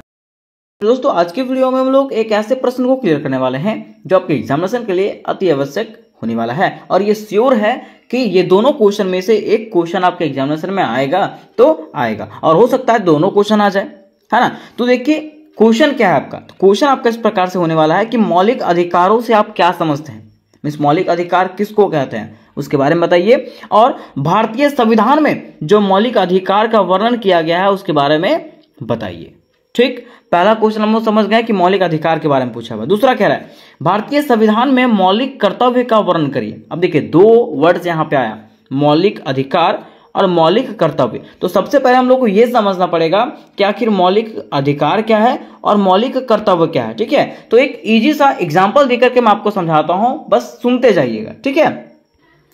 मान लीजिए दोस्तों ये आपका घर है, ये क्या है, आपका घर है, ठीक है। तो आपके घर में आपको अधिकार मिला है कि आप गर्दा उड़ा के खाइए, ठीक है, कोई दिक्कत नहीं है, आप आराम से खाइए और स्वस्थ बनिए, ठीक है। लेकिन देखिए जब आपके घर में आपको अधिकार मिला है, ठीक है, कि आप आराम से खा सकते हैं, कोई दिक्कत नहीं है, गर्दा उड़ा खाइए, एकदम पूरा भरपेट खाइए, ठीक है, तो आपका कुछ कर्तव्य भी वहां पे होता है। कर्तव्य क्या होता है, आपको पैसे कमा के लाना होता है या तो कुछ काम करना होता है ना। तो बिल्कुल सेम जब हमारा भारत आजाद हुआ, कौन सा? हमारा भारत जब आज़ाद हुआ, हमारा देश जब आज़ाद हुआ, ठीक है, तो यहाँ के लोगों को लगने लगा कि नहीं, भारत देश को चलाने के लिए कहीं ना कहीं कोई नियम और कानून जरूर होना चाहिए। क्या होना चाहिए? नियम और कानून जरूर होना चाहिए, ठीक है। और जब नियम और कानून की बात आने लगी ना, तो वहीं पे जो है क्या बना?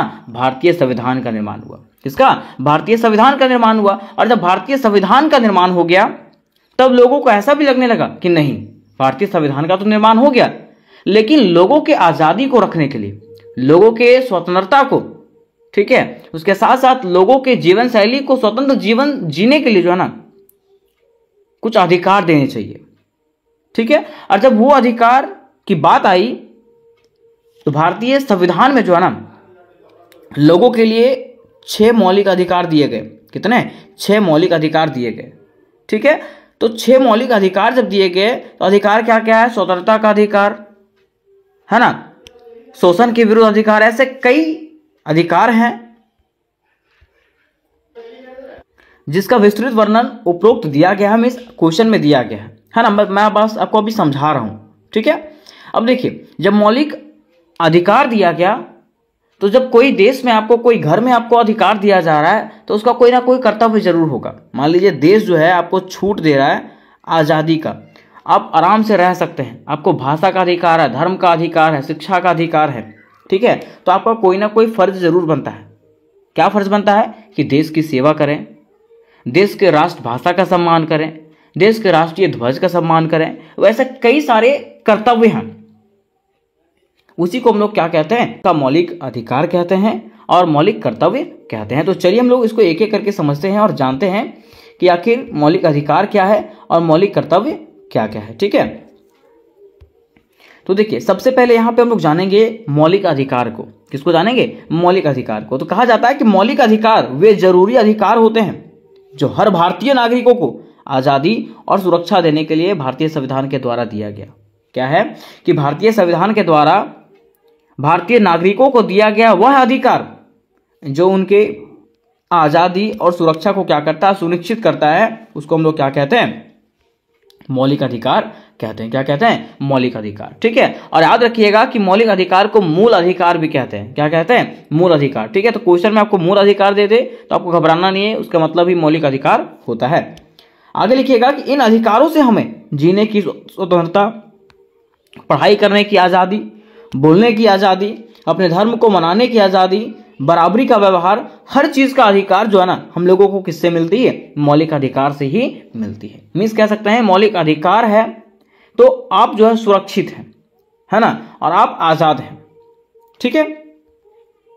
जबकि अगर बात किया जाए मौलिक कर्तव्य का, किसका? मौलिक कर्तव्य का, तो कहा जाता है कि मौलिक कर्तव्य वे कर्तव्य या तो वे काम होते हैं जो हर भारतीय नागरिक को देश और समाज के लिए करने चाहिए। मिस मौलिक कर्तव्य ऐसा कर्तव्य होता है, ऐसा काम होता है जो प्रत्येक भारतीय नागरिक को जो है ना, अपने देश के लिए और समाज के लिए करने चाहिए, ठीक है। इससे क्या होता है? देश में अनुशासन, एकता और सम्मान जो है वो बना रहता है, ठीक है। ये चीज ध्यान में रख लिया आप। अब देखिए, उदाहरण के तौर पे देखिएगा कि झंडे और राष्ट्रगान का सम्मान करना। आप देश में रह रहे हैं, ठीक है, देश आपको मौलिक अधिकार दिया है, तो आपका फर्ज बनता है कि हमें जो है झंडे और राष्ट्रगान का क्या करना चाहिए? सम्मान करना चाहिए। उसके साथ साथ देश की एकता की रक्षा करनी चाहिए, है ना, पर्यावरण को बचाना चाहिए, महिलाओं का सम्मान करना चाहिए, इत्यादि कई ऐसे कार्य हैं जो हम लोगों को करना चाहिए, कई ऐसे कर्तव्य हैं जो हम लोगों के अंदर निहित है, ठीक है। तो चलिए सबसे पहले हम लोग समझते हैं मौलिक अधिकार के बारे में, उसके बाद हम लोग जानेंगे मौलिक कर्तव्य के बारे में। तो देखिए, कहा जा रहा है कि मौलिक अधिकार का महत्व क्या, आखिर मौलिक अधिकार का क्या महत्व है ना। तो कह रहा है कि मौलिक अधिकार वह अधिकार है जो मनुष्यों के जीवन के लिए अत्यधिक महत्वपूर्ण है, इसके बिना मनुष्य का जीवन संभव नहीं है। क्या कह रहा है? मौलिक अधिकार जो है एक ऐसा अधिकार होता है जो मनुष्य के जीवन के लिए अत्यधिक महत्वपूर्ण होता है, मीन्स बहुत ज्यादा महत्वपूर्ण होता है ना, और इसके बिना मनुष्य का जो जीवन है वो पशु के समान है, मान लीजिए संभव ही नहीं है, ठीक है। कह रहा है कि यह जो अधिकार है वो नागरिकों को संविधान द्वारा दिया गया। यह अधिकार किसको दिया गया? तो नागरिकों को दिया गया। किसके द्वारा? तो संविधान के द्वारा दिया गया। कह रहा है कि मनुष्य के विकास के लिए मौलिक अधिकार आवश्यक है। मनुष्यों के विकास के लिए क्या है? मौलिक अधिकार जो है वो क्या है? बहुत ही आवश्यक है। तभी मनुष्य समाज में विकास कर सकता है, तभी जो है मनुष्य क्या कर सकता है? समाज में विकास कर सकता है, अन्यथा मनुष्य नीचे ही दब के रह जाएगा, ठीक है। कह रहा है कि मौलिक अधिकार का वर्णन जो है ना भारतीय संविधान के भाग 3 से लेकर के मतलब भाग 3 में अनुच्छेद 12 से लेकर के 35 तक में किया गया। कोई पूछेगा मौलिक अधिकार का वर्णन जो है भारतीय संविधान के कौन से भाग में किया गया, तो भाग 3 में और अनुच्छेद 12 से लेकर के 35 तक में किया गया है। ये सब क्वेश्चन याद रखिएगा एमसीक्यू में, ठीक है। कह रहा है कि भारतीय संविधान में मौलिक अधिकार संयुक्त राज्य अमेरिका के संविधान से लिया गया। भारतीय संविधान में जो मौलिक अधिकार लिया गया है वो कहां से लिया गया, तो संयुक्त राज्य अमेरिका के संविधान से लिया गया है। कह रहा है कि भारतीय नागरिकों को 6 मौलिक अधिकार प्राप्त है। जैसा कि मैंने आपको बताया था भारतीय नागरिकों को जो है ना 6 प्रकार के मौलिक अधिकार प्राप्त है। तो आखिर कौन से वो मौलिक अधिकार हैं, तो अगर मौलिक अधिकारों की बात करें तो पहला जो मौलिक अधिकार है वो है समानता का अधिकार। क्या है, समानता का अधिकार मीन्स देश में रहने वाले प्रत्येक नागरिक एक समान है, ठीक है। और इसका वर्णन जो है अनुच्छेद 14 से लेकर के 18 तक में किया गया है। दूसरा स्वतंत्रता का अधिकार मीन्स आज़ादी का अधिकार, आप देश में हैं और आप आज़ाद हैं, ठीक है। ये जो है अनुच्छेद 19 से लेकर के 22 तक में जो है इसका वर्णन किया गया है। तीसरा कह रहा है शोषण के विरुद्ध अधिकार। मान लीजिए आपके ऊपर कोई शोषण करता है, कोई अत्याचार करता है ना, तो आपको क्या करना है, उसके लिए कंप्लेन फाइल करना है, ठीक है। यह अधिकार आपको अनुच्छेद 23 से लेकर के 24 में बताया गया है। फिर चौथा जो आपका है धर्म की स्वतंत्रता का अधिकार मीन्स धार्मिक स्वतंत्रता का अधिकार, ठीक है। ये जो है 25 से लेकर के 28 में वर्णित है। फिर पांचवा जो अधिकार है वो संस्कृति और शिक्षा संबंधी अधिकार, ठीक है। आप अपने संस्कृति को बचाने के लिए, शिक्षा संबंधी अधिकार को पाने के लिए जो है ना क्या कर सकते हैं, लड़ाई लड़ सकते हैं, ठीक है। और इसका वर्णन जो है 29 से लेकर के 30 अनुच्छेद में किया गया है। और लास्ट हमारा आता है संवैधानिक उपचारों का अधिकार, ठीक है। मीन्स संविधान का भी आप क्या ले सकते हैं, हेल्प ले सकते हैं, है ना।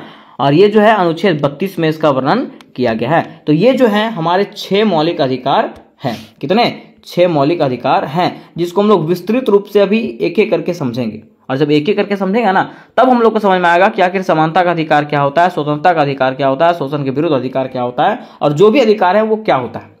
तो चलिए सबसे पहले हम लोग समझते हैं समानता के अधिकार। लेकिन उसके पहले यहाँ पे नोट में कुछ बताया गया है। क्या बताया गया है कि भारतीय नागरिकों को 7 मौलिक अधिकार प्राप्त था।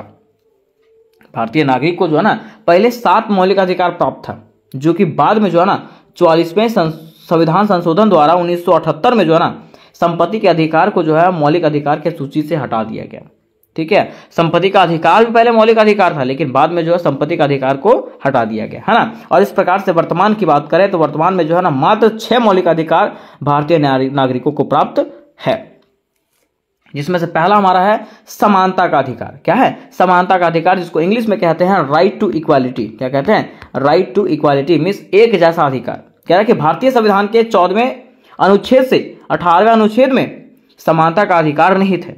इसके अनुसार राज्य के किसी भी नागरिक के साथ जाति, नस्ल, लिंग, जन्म स्थान, वर्ण आदि के आधार पर किसी भी प्रकार का भेदभाव नहीं किया जा सकता।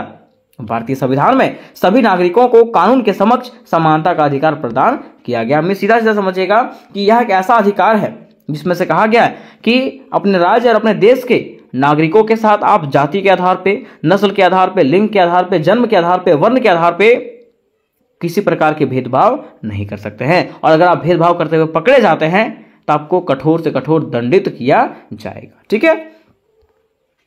दूसरा अधिकार है स्वतंत्रता का अधिकार। क्या है, स्वतंत्रता का अधिकार, जिसको हम लोग कहते हैं राइट टू फ्रीडम, है ना।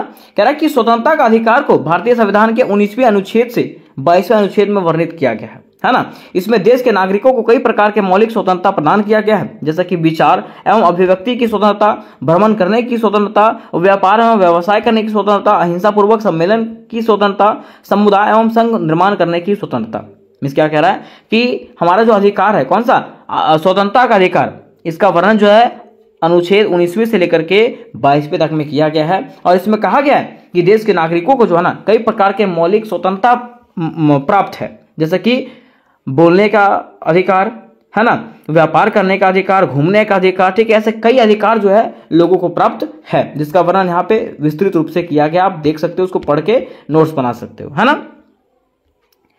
फिर तीसरा हमारा आता है धार्मिक स्वतंत्रता का अधिकार। आप धर्म के अनुसार से क्या है, स्वतंत्र है, ठीक है। आप कोई भी धर्म को चुन सकते हैं, ऐसा नहीं कि कोई बाध्य करेगा कि नहीं आपको यही धर्म रखना, ठीक है। अगर आप चाहते हैं कि मुस्लिम धर्म से हिंदू धर्म में आ जाए या तो हिंदू धर्म से मुस्लिम धर्म में आ जाए तो आपको कोई रोकने टोकने वाला नहीं है, ठीक है, वही कह रहा है right to freedom of religion, है ना। कह रहा कि भारतीय संविधान के अनुच्छेद 25 से 28 तक धर्म की स्वतंत्रता का अधिकार को स्थापित किया गया। कह रहा है कि भारतीय संविधान निर्माताओं के अनुसार धर्म की स्वतंत्रता का अधिकार एक मौलिक अधिकार होता है। इसमें प्रत्येक नागरिक को अपने धर्म का शांतिपूर्वक प्रचार एवं प्रसार करने का अधिकार प्रदान किया गया है। कह रहा है कि धार्मिक स्वतंत्रता का अर्थ है कि कोई भी व्यक्ति किसी भी धर्म का चुनाव कर सकता है तथा कोई भी व्यक्ति किसी भी धर्म का पालन करने या ना करने के लिए बाध्य नहीं है। ठीक है, देखिए इसमें यही कहा गया कि कोई भी व्यक्ति जो है ना कोई भी धर्म को अपना सकता है, उसके लिए वो बाध्य नहीं है, कोई जबरदस्ती नहीं है। ठीक है, कह रहा है कि संविधान के अनुच्छेद 25 में यह कहा गया है कि भारत के प्रत्येक नागरिक को किसी भी धर्म को मानने, आचरण करने तथा धर्म का प्रचार करने की स्वतंत्रता दिया गया है। मीन्स भारत के जो अनुच्छेद 25 है उसमें कहा गया है कि भारत के लोग जो है, प्रत्येक व्यक्ति जो है ना क्या कर सकता है, अपने कोई भी धर्म को मान सकता है, ठीक है, उसका आचरण कर सकता है तथा और वो जो है ना अपने धर्म का क्या कर सकता है, प्रचार प्रसार भी कर सकता है, कोई दिक्कत नहीं है। ठीक है, फिर देखिए इसका चौथा जो अधिकार है वो है शोषण के विरुद्ध अधिकार। क्या है? शोषण के विरुद्ध अधिकार। मान लीजिए कोई होटल में कोई बच्चा को काम करवा रहा है जबरदस्ती, ठीक है ना, पैसा दे रहा ना कौड़ी, और बीच बाजार में दौड़ा दौड़ी करवा रहा है, मीन्स समझिएगा कि इसको जबरदस्ती काम करवा रहा है ना। तो जबरदस्ती अगर काम करवा रहा है, आपके ऊपर अगर शोषण किया जा रहा है तो आप जो है क्या कर सकते हैं, कंप्लेन कर सकते हैं। वही कह रहा है कि शोषण के विरुद्ध अधिकार को भारतीय संविधान के 23वें से 24वें अनुच्छेद तक में वर्णित किया गया है। इसमें मुख्य रूप से समाज के कमजोर वर्गों की रक्षा हेतु ये प्रावधान लाया गया था। कह रहा है कि शोषण के विरुद्ध मौलिक अधिकार देश में निम्न वर्ग के नागरिकों की रक्षा करते हैं। ये क्या करता है? देश में जो निम्न वर्ग के जो लोग हैं उसकी रक्षा करता है, कह रहा है, एवं उसे सुरक्षा भी प्रदान करता है। कह रहा भारतीय संविधान के अनुच्छेद 24 में यह कहा गया कि 14 वर्ष से कम उम्र की वाले बच्चों को कारखानों में कार्य नहीं करवा सकते हैं। ठीक है, ये 14 वर्ष से कम उम्र के जो बच्चे हैं उसको आप कारखाने में नहीं रख सकते हैं। ठीक है, ये कहाँ कहा गया है? तो संविधान में कहा गया है। ठीक, पांचवा जो अधिकार है वह है आपका संवैधानिक उपचारों का अधिकार। अब संवैधानिक उपचारों का अधिकार क्या है? तो कह रहा है कि भारतीय संविधान में संवैधानिक उपचारों के अधिकार की व्याख्या अनुच्छेद 32 में किया गया है ना। इसमें देश के नागरिक अपने अधिकार की मांगों की पूर्ति करने हेतु, उसे लागू करने हेतु सर्वोच्च न्यायालय या तो उच्च न्यायालय की शरण ले सकते हैं। मीन्स इसमें से जो है ना नागरिक क्या कर सकता है, अपने अधिकारों की मांग करने हेतु और उसको पूर्ति करने हेतु जो है ना वो अपना मांग जो है सर्वोच्च न्यायालय या उच्च न्यायालय के सामने भी कर सकता है।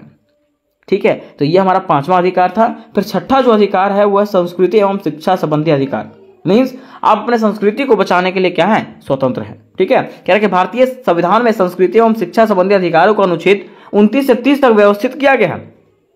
इसमें मुख्य रूप से देश के सभी नागरिकों को एक समान संस्कृति एवं शिक्षा का अधिकार प्रदान किया गया। इसमें कहा गया कि देश के जितने भी नागरिक हैं सभी को जो है ना एक समान शिक्षा और संस्कृति प्रदान किया जाएगा। कह रहा है कि संस्कृति एवं शिक्षा के अधिकार में प्रत्येक नागरिकों को अपने भाषा, लिपि, संस्कृति को सुरक्षित करने का अधिकार दिया गया। इसमें कहा गया कि प्रत्येक नागरिक जो है ना क्या कर सकते हैं, अपनी भाषा का, अपनी लिपि का और अपनी संस्कृति का क्या कर सकते हैं, सुरक्षित कर सकते हैं उसको, है ना। कह रहा है इसके अलावा संस्कृति एवं शिक्षा के अधिकार में राज्य द्वारा संचालित मान्यता प्राप्त एवं सहायता प्राप्त शिक्षण संस्थाएं बिना किसी भेदभाव के सभी वर्गों के समान रूप से शिक्षा का अवसर प्रदान कर सकते हैं। ठीक है, देखिए इसमें यह भी कहा गया कि मान लीजिए कोई भी शिक्षण संस्थान है जहां पे ट्यूशन वगैरह पढ़ाया जाता है, स्कूल वगैरह पढ़ाया जाता है, ठीक है, या तो कुछ भी पढ़ाया जाता है, वहां पे बिना किसी भेदभाव के लोगों को जो है समान शिक्षा दिया जाएगा। ऐसा नहीं कि ये ऊंचे जाति का है जिसको बढ़िया शिक्षा दिया जाएगा, ये नीचे जाति का है इसको कम शिक्षा दिया जाएगा, ऐसा नहीं है। सारे लोगों को जो है एक समान शिक्षा दिया जाना चाहिए। ठीक है, ये छठे मौलिक अधिकार में बताया गया। ठीक, तो यहां तक हम लोगों ने मौलिक अधिकार को खत्म किया। अब बारी आती है मौलिक कर्तव्य का। किसका? मौलिक कर्तव्य का। ठीक है, तो यहां पे कह रहा है कि मौलिक कर्तव्य की अगर बात करें तो संविधान के भाग 4A में 11 मौलिक कर्तव्य का उल्लेख है। कहां पे? संविधान के भाग 4A में जो है ना 11 प्रकार के मौलिक कर्तव्यों का उल्लेख है। ये जो है 1976 में 42वें संशोधन के तहत जोड़े गए थे, है ना।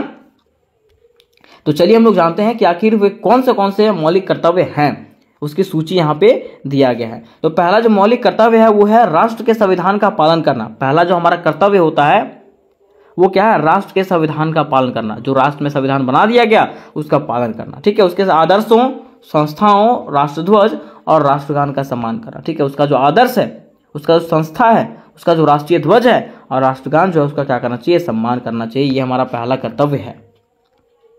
दूसरा, कह रहा है स्वतंत्रता संग्राम के महान आदर्शों को बनाए रखना। ठीक है, हमारा आज़ादी का जो दौर था उसके महान व्यक्तियों को जाना, उनके आदर्शों को बनाए रखना है। ठीक है, मीन्स उनके महत्व को बनाए रखना है। ठीक, तीसरा कह रहा है कि भारत की संप्रभुता, एकता और अखंडता की रक्षा करना और उसे अक्षुण्ण बनाए रखना। ठीक है, मीन्स कह रहा है कि भारत का जो संप्रभुता है, एकता जो है, अखंडता जो, उसको क्या करना, एक करके रखना। ठीक है, उसको टूटने नहीं देना। चौथा कह रहा है कि देश की रक्षा करना और आवश्यकता पड़ने पर राष्ट्र के लिए सेवा करना। ठीक है, क्या कहा गया चौथा में, कि देश की रक्षा करना है और आवश्यकता पड़ने पे जो है ना आपको राष्ट्र के लिए सेवा भी करना है। ठीक, पांचवा कह रहा है कि भारत के सभी लोगों में सामंजस्य और समान भाईचारे की भावना का विकास करना। ठीक है, पांचवा जो कर्तव्य है वो कह रहा है कि भारत के जितने भी लोग हैं सभी के बीच में सामंजस्य बना के रखना और समान भाईचारे के साथ में जो है ना क्या करना, विकास करना। फिर छठा इसका कर्तव्य है महिलाओं के प्रति सम्मान और उसकी गरिमा की रक्षा करना। ठीक है, मतलब महिलाओं का सम्मान करना और उनकी जो गरिमा है, ठीक है, उसकी क्या करना, रक्षा करना। ठीक, सातवां इसका कर्तव्य है प्राकृतिक पर्यावरण की रक्षा करना, जैसे जंगल, झील, नदी, वन्य जीव, है ना, इस प्राकृतिक पर्यावरण का क्या करना, रक्षा करना। आठवां है वैज्ञानिक सोच, मानवता और ज्ञान की भावना को बढ़ावा देना। ठीक, फिर नौवां है सार्वजनिक संपत्ति की रक्षा करना और हिंसा से दूर रहना। ठीक है, मैं सार्वजनिक संपत्ति जो पूरा सबका संपत्ति है, ठीक है, उसका रक्षा करना, है ना, और हिंसा से दूर रहना, लड़ाई झगड़ा करना नहीं है। फिर 10वां है व्यक्तिगत और सामूहिक गतिविधियों की उत्कृष्टता की भावना को विकसित करना। ठीक है, मैं समूह में जो भावना आती है उसको क्या करना, बढ़ाना। ठीक, फिर 11वां में जो है कहा गया कि 6 से 14 वर्ष के बच्चों को शिक्षा देना। ठीक है, मीन्स 14वां कर्तव्य हमारा कि 6 से 14 वर्ष के बच्चों को क्या करना है, शिक्षा देना है। और यह जो है 2002 में 86वें संशोधन के द्वारा जोड़ा गया था। तो ये जो है हमारे 11 मौलिक कर्तव्य थे। अब बारी आती है इसके निष्कर्ष का। तो निष्कर्ष में दोस्तों इस प्रकार से लिखेंगे कि मौलिक कर्तव्य हमें संरक्षण और स्वतंत्रता देते हैं, जबकि मौलिक कर्तव्य की अगर कह रहा है कि मौलिक अधिकार जो है ना हमें संरक्षण देता है और स्वतंत्रता देता है, आज़ादी देता है। लेकिन अगर बात करते हैं मौलिक कर्तव्य का, तो ये जो है ना हमें नैतिक जिम्मेदारियां और अनुशासन का बोध कराता है। ठीक है, कि जिस देश में आप रह रहे हैं उस देश का आपको सम्मान करना है, उस देश के लिए आपको कार्य भी करना है। कह रहा है कि एक अच्छे नागरिक के रूप में दोनों का पालन करना हमारा क्या है, कर्तव्य होता है। तो उम्मीद करते हैं मेरे दोस्त कि ये प्रश्न आपको समझ में आया होगा।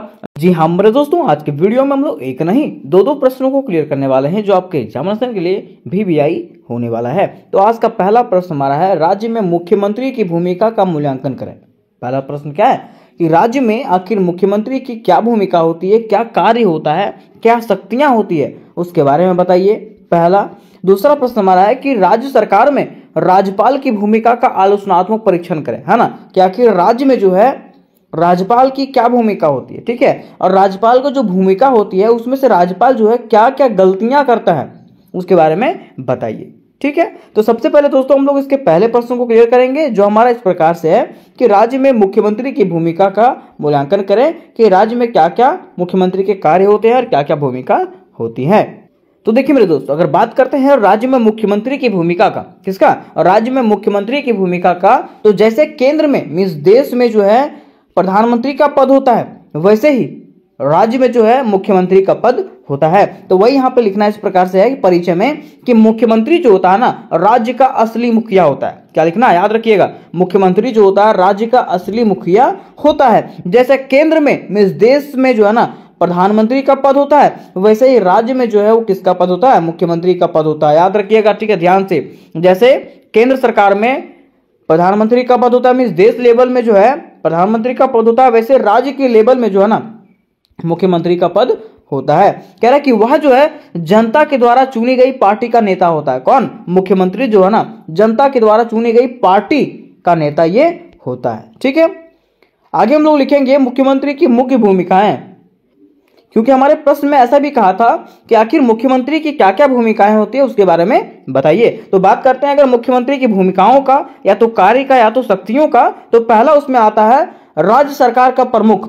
मुख्यमंत्री जो होता है वो राज्य सरकार का क्या होता है, प्रमुख होता है। ठीक है, तो कैसे प्रमुख होता है, तो देखिए लिखेंगे इस प्रकार से कि मुख्यमंत्री जो होता है ना मंत्री परिषद का नेता होता है। मुख्यमंत्री क्या होता है, मंत्री परिषद का नेता होता है, और वह जो है सारे विभागों को चलाता है तथा राज्य के सारे प्रशासनिक फैसले जो है ना वही करता है। कौन करता है? तो मुख्यमंत्री करता है। ठीक है, याद रखिएगा। क्या कहा कि मुख्यमंत्री जो होता है मंत्री परिषद का प्रमुख होता है, न तो नेता होता है, और वही जो है राज्य सरकार के सारे विभागों को वो चलाता है। ठीक है, तथा राज्य के सारे प्रशासनिक कार्यों को भी जो है ना कौन करता है? तो मुख्यमंत्री ही करता है। फिर बात करते हैं इसके दूसरे भूमिकाओं का। दूसरा भूमिका है विधानसभा में नेतृत्व। इस मुख्यमंत्री जो है वो विधानसभा में भी अपना नेतृत्व देता है। कैसे? कह रहा है कि मुख्यमंत्री जो है विधानसभा में सरकार का नेतृत्व करता है। मुख्यमंत्री क्या करता है? तो विधानसभा में जो है ना अपने सरकार का यह नेतृत्व करता है। उसके साथ साथ नीतियां बनाता है। नीतियां मतलब समझते हैं क्या? नियम बनाता है और बजट पेश करता है। बजट मतलब मान लीजिए कोई काम कर रहे हैं, हम एक दुकान बना रहे हैं, ठीक है, तो दुकान बनाने में हमको कितना बजट लगेगा, ठीक है, रोड बना रहे हैं तो रोड बनाने में कितना बजट लगेगा, ठीक है, तो ये सारा चीज जो है वो कौन तय करता है? मुख्यमंत्री ही तय करता है। फिर बात करते हैं इसके तीसरी भूमिका का। तो तीसरी भूमिका में आता है राज्यपाल को सलाह। मुख्यमंत्री क्या करता है? तो राज्यपाल को सलाह देता है। कैसे सलाह देता है? कह रहा है कि मुख्यमंत्री जो है ना राज्यपाल को सलाह देता है और मंत्रियों की नियुक्ति की सिफारिश करता है। मुख्यमंत्री जो है राज्यपाल को सलाह देता है, एडवाइस देता है और बताता है कि कौन से मंत्रियों को जो है ना आपको चुनना है, और ये सिफारिश भी करता है। मुख्यमंत्री क्या करता है? राज्यपाल को सिफारिश भी करता है कि आपको कौन से मंत्री को चुनना चाहिए। तो तीसरी इसकी भूमिकाएं हो गई। अब बात करते हैं इसके चौथे भूमिका का। तो चौथे भूमिका है केंद्र राज्य संबंध। क्या है? केंद्र राज्य संबंध। कह रहा है कि मुख्यमंत्री जो है ना केंद्र सरकार के साथ संपर्क बनाए रखता है। मुख्यमंत्री क्या करता है? केंद्र सरकार मतलब प्रधानमंत्री के साथ में जो है संपर्क बना के रखता है और राज्य के हितों की रक्षा करता है। और क्या करता है? राज्य के हित के बारे में सोचता है, राज्य के बारे में सोचता है, वहां के लोगों के बारे में जो है ना ये सोचता है और वहां के लोगों को रक्षा करता है। अब देखिए क्वेश्चन हमारा ऐसे भी था कि मुख्यमंत्री की भूमिका बताइए और इसका मूल्यांकन भी करिए, है ना। तो कह रहा है कि मुख्यमंत्री की भूमिका का मूल्यांकन अगर बात करें तो कह रहा है कि यह जो है सबसे ताकतवर पद होता है। राज्य सरकार की अगर बात करें तो राज्य स्तर पे जो है ना ये सबसे ताकतवर पद होता है। कह रहा है कि राज्य का असली प्रशासन जो है ना मुख्यमंत्री ही चलाता है। उसकी सोच और फैसले से ही राज्य की दिशा तय होती है। किसकी? मुख्यमंत्री के फैसले से ही और उनके सोच से ही जो है ना राज्य की दिशा तय होती है कि राज्य में क्या क्या कार्य होनी चाहिए। दूसरा कह रहा है दबाव में काम। कई बार मुख्यमंत्री जो है ना गठबंधन सरकार के दबाव में होता है ना, और स्वतंत्र निर्णय नहीं ले पाता है। ठीक है, कभी कभी ऐसा होता है कि मुख्यमंत्री जो होता है ना गठबंधन बन करके होता है। ठीक है, गठबंधन सरकार होता है और जब गठबंधन सरकार होता है तो वो स्वतंत्र निर्णय नहीं ले सकता। ठीक है, जैसे मान लीजिए ये है और ये है, ठीक है, आप दोनों मिलकर के एक कंपनी चालू किए, है ना, तो दोनों मिलकर अगर कंपनी चालू की है तो आप अकेले कोई फैसला लेना चाहिए तो हो पाएगा? नहीं। ठीक है, अगर आपको फैसला लेना है तो इससे भी पूछना पड़ेगा और दोनों का फैसला मिलेगा, दोनों का बात मिलेगा तभी वो नियम लागू हो पाएगा। तो वही कह रहा है कई बार मुख्यमंत्री जो है ना गठबंधन सरकार के दबाव में होता है और स्वतंत्र निर्णय नहीं ले पाता है। फिर तीसरा कह रहा विकास में भूमिका। कह रहा राज्य के विकास योजनाओं और जन कल्याणकारी कार्यक्रमों को लागू करने में मुख्यमंत्री की बड़ी भूमिका होती है। क्या कह रहा है? राज्य के विकास योजना और जन कल्याणकारी कार्यक्रम को लागू करने में मुख्यमंत्री की भूमिका जो होती है वो बहुत बड़ा होती है, ताकि राज्य के लोगों का विकास हो सके, है ना, यहाँ का विकास हो सके और सारे लोगों का जो है कल्याण हो सके।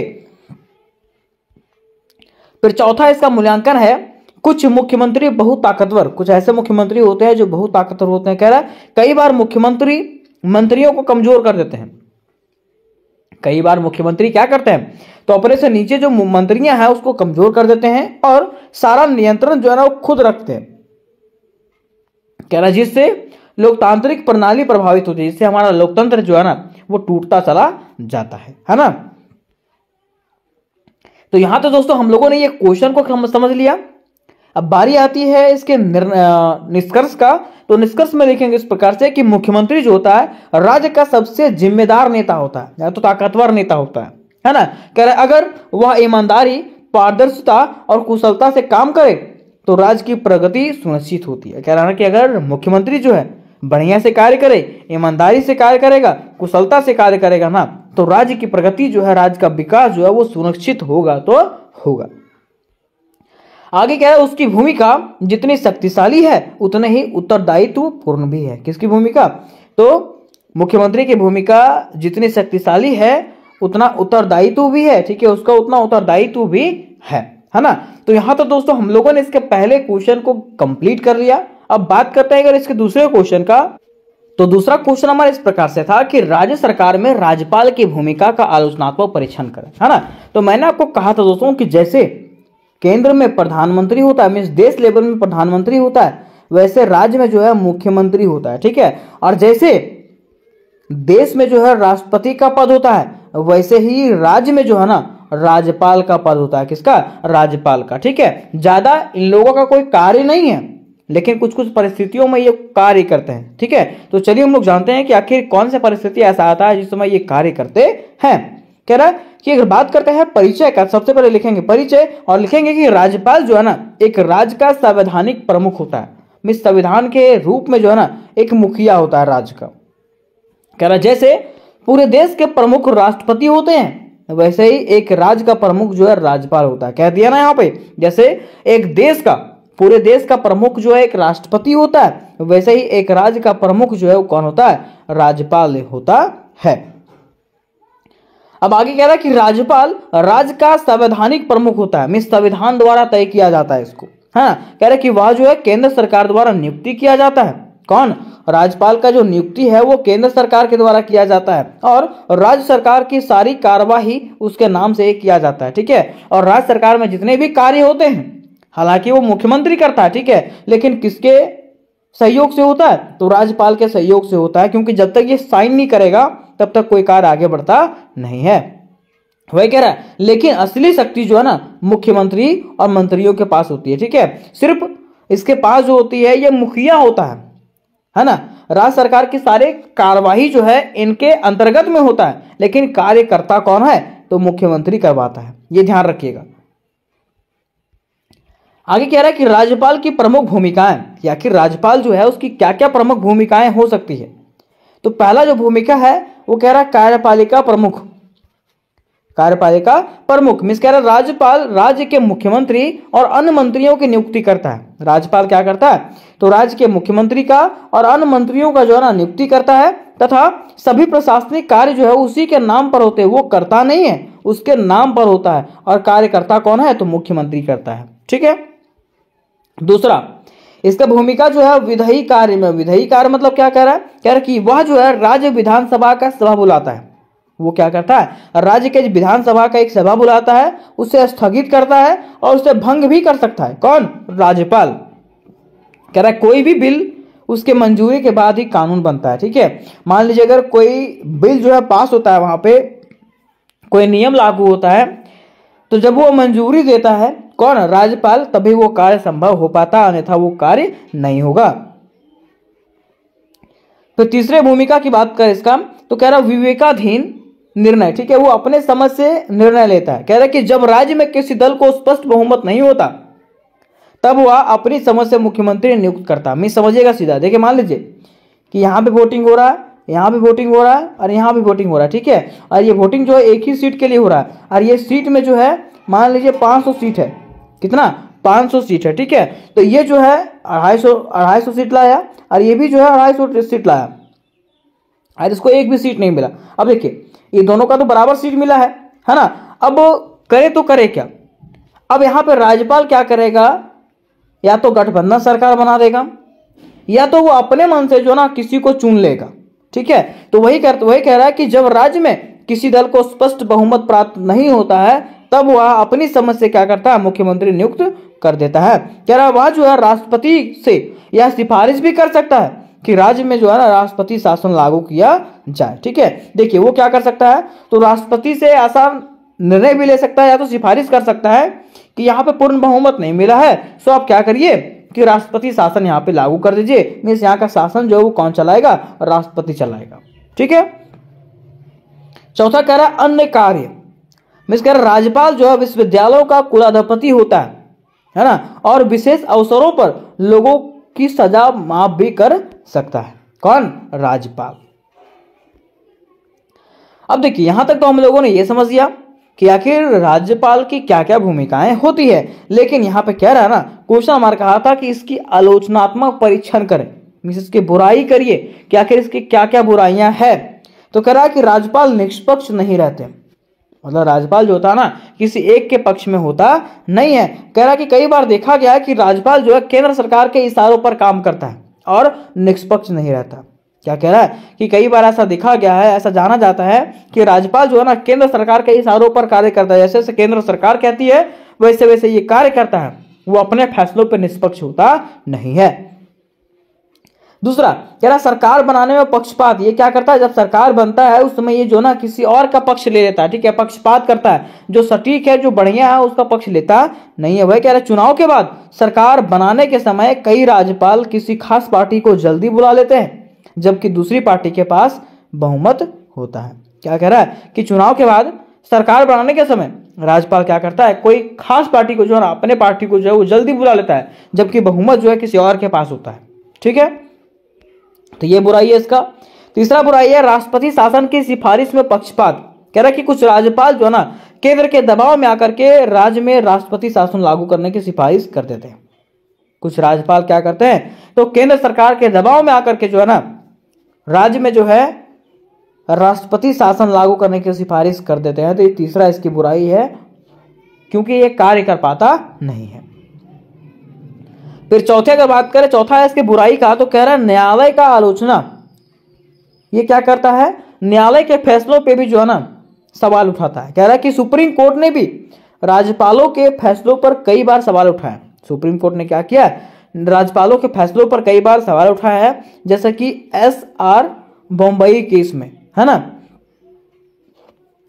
तो यहां तक हम लोगों ने ये दोनों क्वेश्चन को कंप्लीटली जान लिया कि आखिर राज्य में जो है मुख्यमंत्री की क्या भूमिका होती है और राज्य में आखिर राज्यपाल की क्या क्या भूमिकाएं होती है। अब बारी आती है इसके निष्कर्ष का। तो निष्कर्ष में दोस्तों इस प्रकार से लिखेंगे कि राज्यपाल को संविधान ने एक सम्मानजनक पद दिया है। राज्यपाल को क्या दिया है, संविधान ने एक सम्मानजनक मींस रिस्पेक्टेबल पद दिया है ना, लेकिन व्यवहार में वह केंद्र सरकार का एजेंट बन जाता है। लेकिन अगर बात करें तो ये जो है ना केंद्र सरकार का क्या बन जाता है, एजेंट बन जाता है। जैसे जैसे केंद्र सरकार उसको कहता है वैसे वैसे ये सुनता जाता है। कह रहा जरूरत है कि राज्यपाल की भूमिका को साफ किया जाए और उन्हें निष्पक्ष तथा गैर राजनीतिक बनाया जाए ताकि संघीय ढांचा को मजबूती मिल सके। में सीधा कहा गया कि ऐसा सिस्टम लागू होना चाहिए जैसे कि राज्यपाल जो है किसी और के इशारों पर ना नाच करके अपने राज्य के विकास में बल दे। तो उम्मीद करते हैं मेरे दोस्त कि ये प्रश्न आपको क्लियरली समझ में आया होगा। Hey dear student, welcome.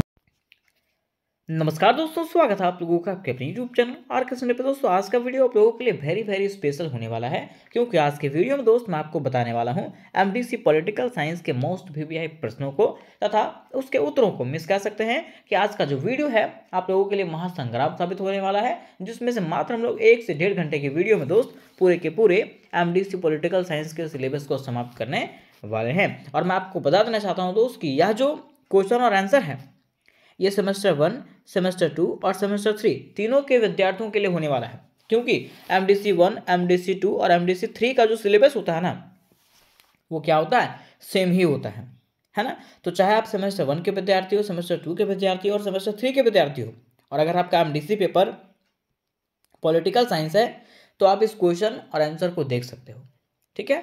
तो चलिए मेरे दोस्त वीडियो को स्टार्ट करते हैं और मैं आपको बताता हूं कि आखिर कौन से प्रश्न की तैयारी आपको इस वीडियो के अंतर्गत में करवाया जाएगा और कौन से प्रश्न को आपको एग्जामिनेशन के लिए पढ़ के जाना है। तो सबसे पहले बात करते हैं क्वेश्चन नंबर 1 का। तो क्वेश्चन नंबर 1 हमारा है, भारत में रियासतों का एकीकरण पर निबंध लिखें। यही क्वेश्चन आपको ऐसे पूछेगा कि जूनागढ़, कश्मीर, हैदराबाद एवं गोवा के विलय की विवेचना करें। कहने का अर्थ यह है कि भारत में जो देशी रियासत थे उनका विलय कैसे कैसे हुआ, है ना। और जूनागढ़, कश्मीर, हैदराबाद और गोवा का विलय जो है भारत में कैसे हुआ उसके बारे में बताइए। या तो यही क्वेश्चन आपको ऐसे पूछेगा कि भारत में कश्मीर के विलय की व्याख्या करें।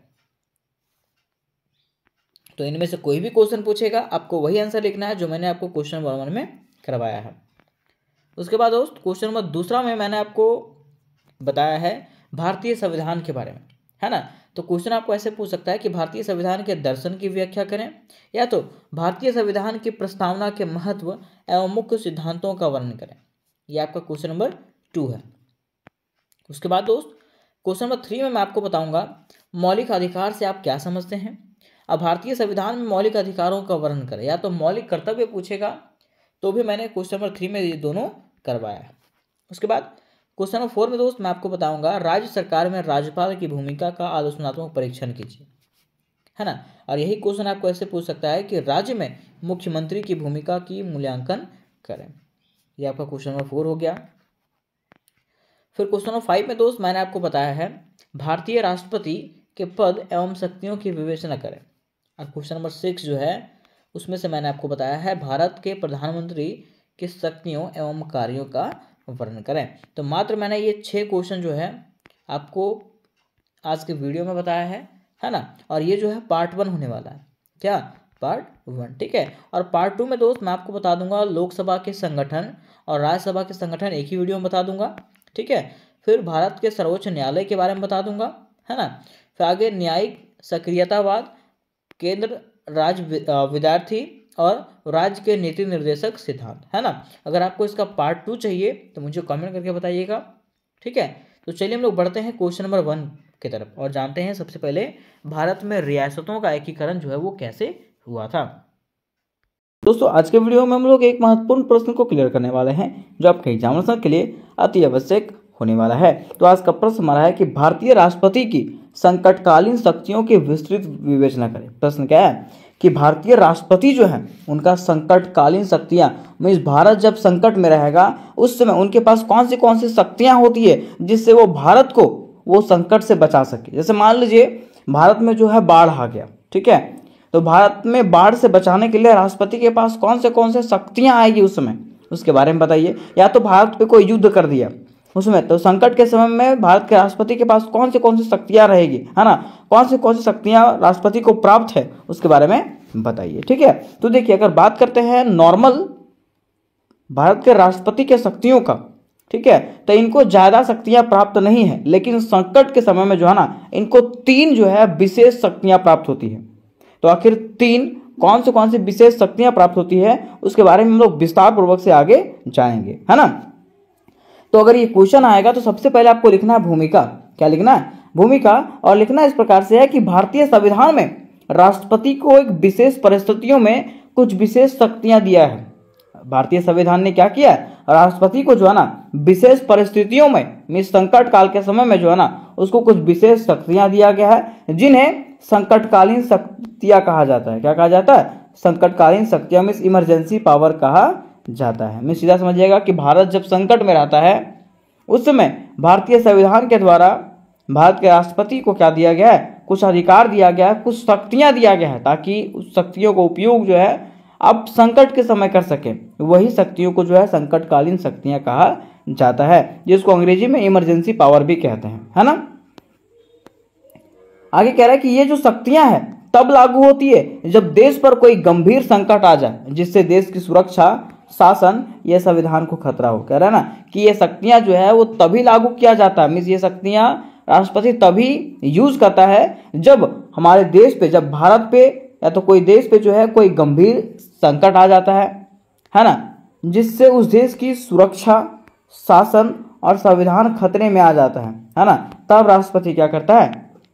इसका उपयोग करता है।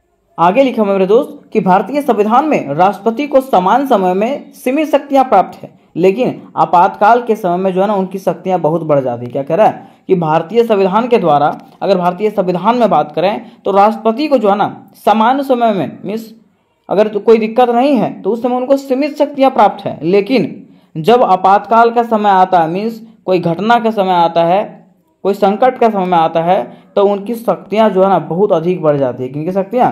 राष्ट्रपति की शक्तियां। कह रहा है कि ऐसी स्थिति में राष्ट्रपति को संविधान द्वारा विशेष अधिकार दिए जाते हैं। ऐसा स्थिति में क्या होता है? तो संविधान के द्वारा जो है राष्ट्रपति को क्या दिया जाता है? एक विशेष अधिकार दिया जाता है जिन्हें संकटकालीन शक्तियां कहते हैं।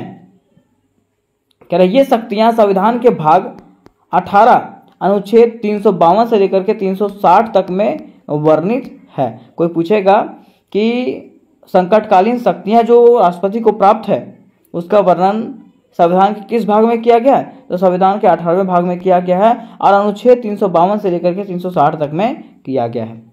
तो इस प्रकार से आपको उपरोक्त में लिख देना है। अब देखिए यहाँ पे हमारा क्वेश्चन उठता है कि भारत में 3 प्रकार के आपातकालीन होते हैं, ठीक है। में आपातकाल जो लगता है वो कितने प्रकार का होता है?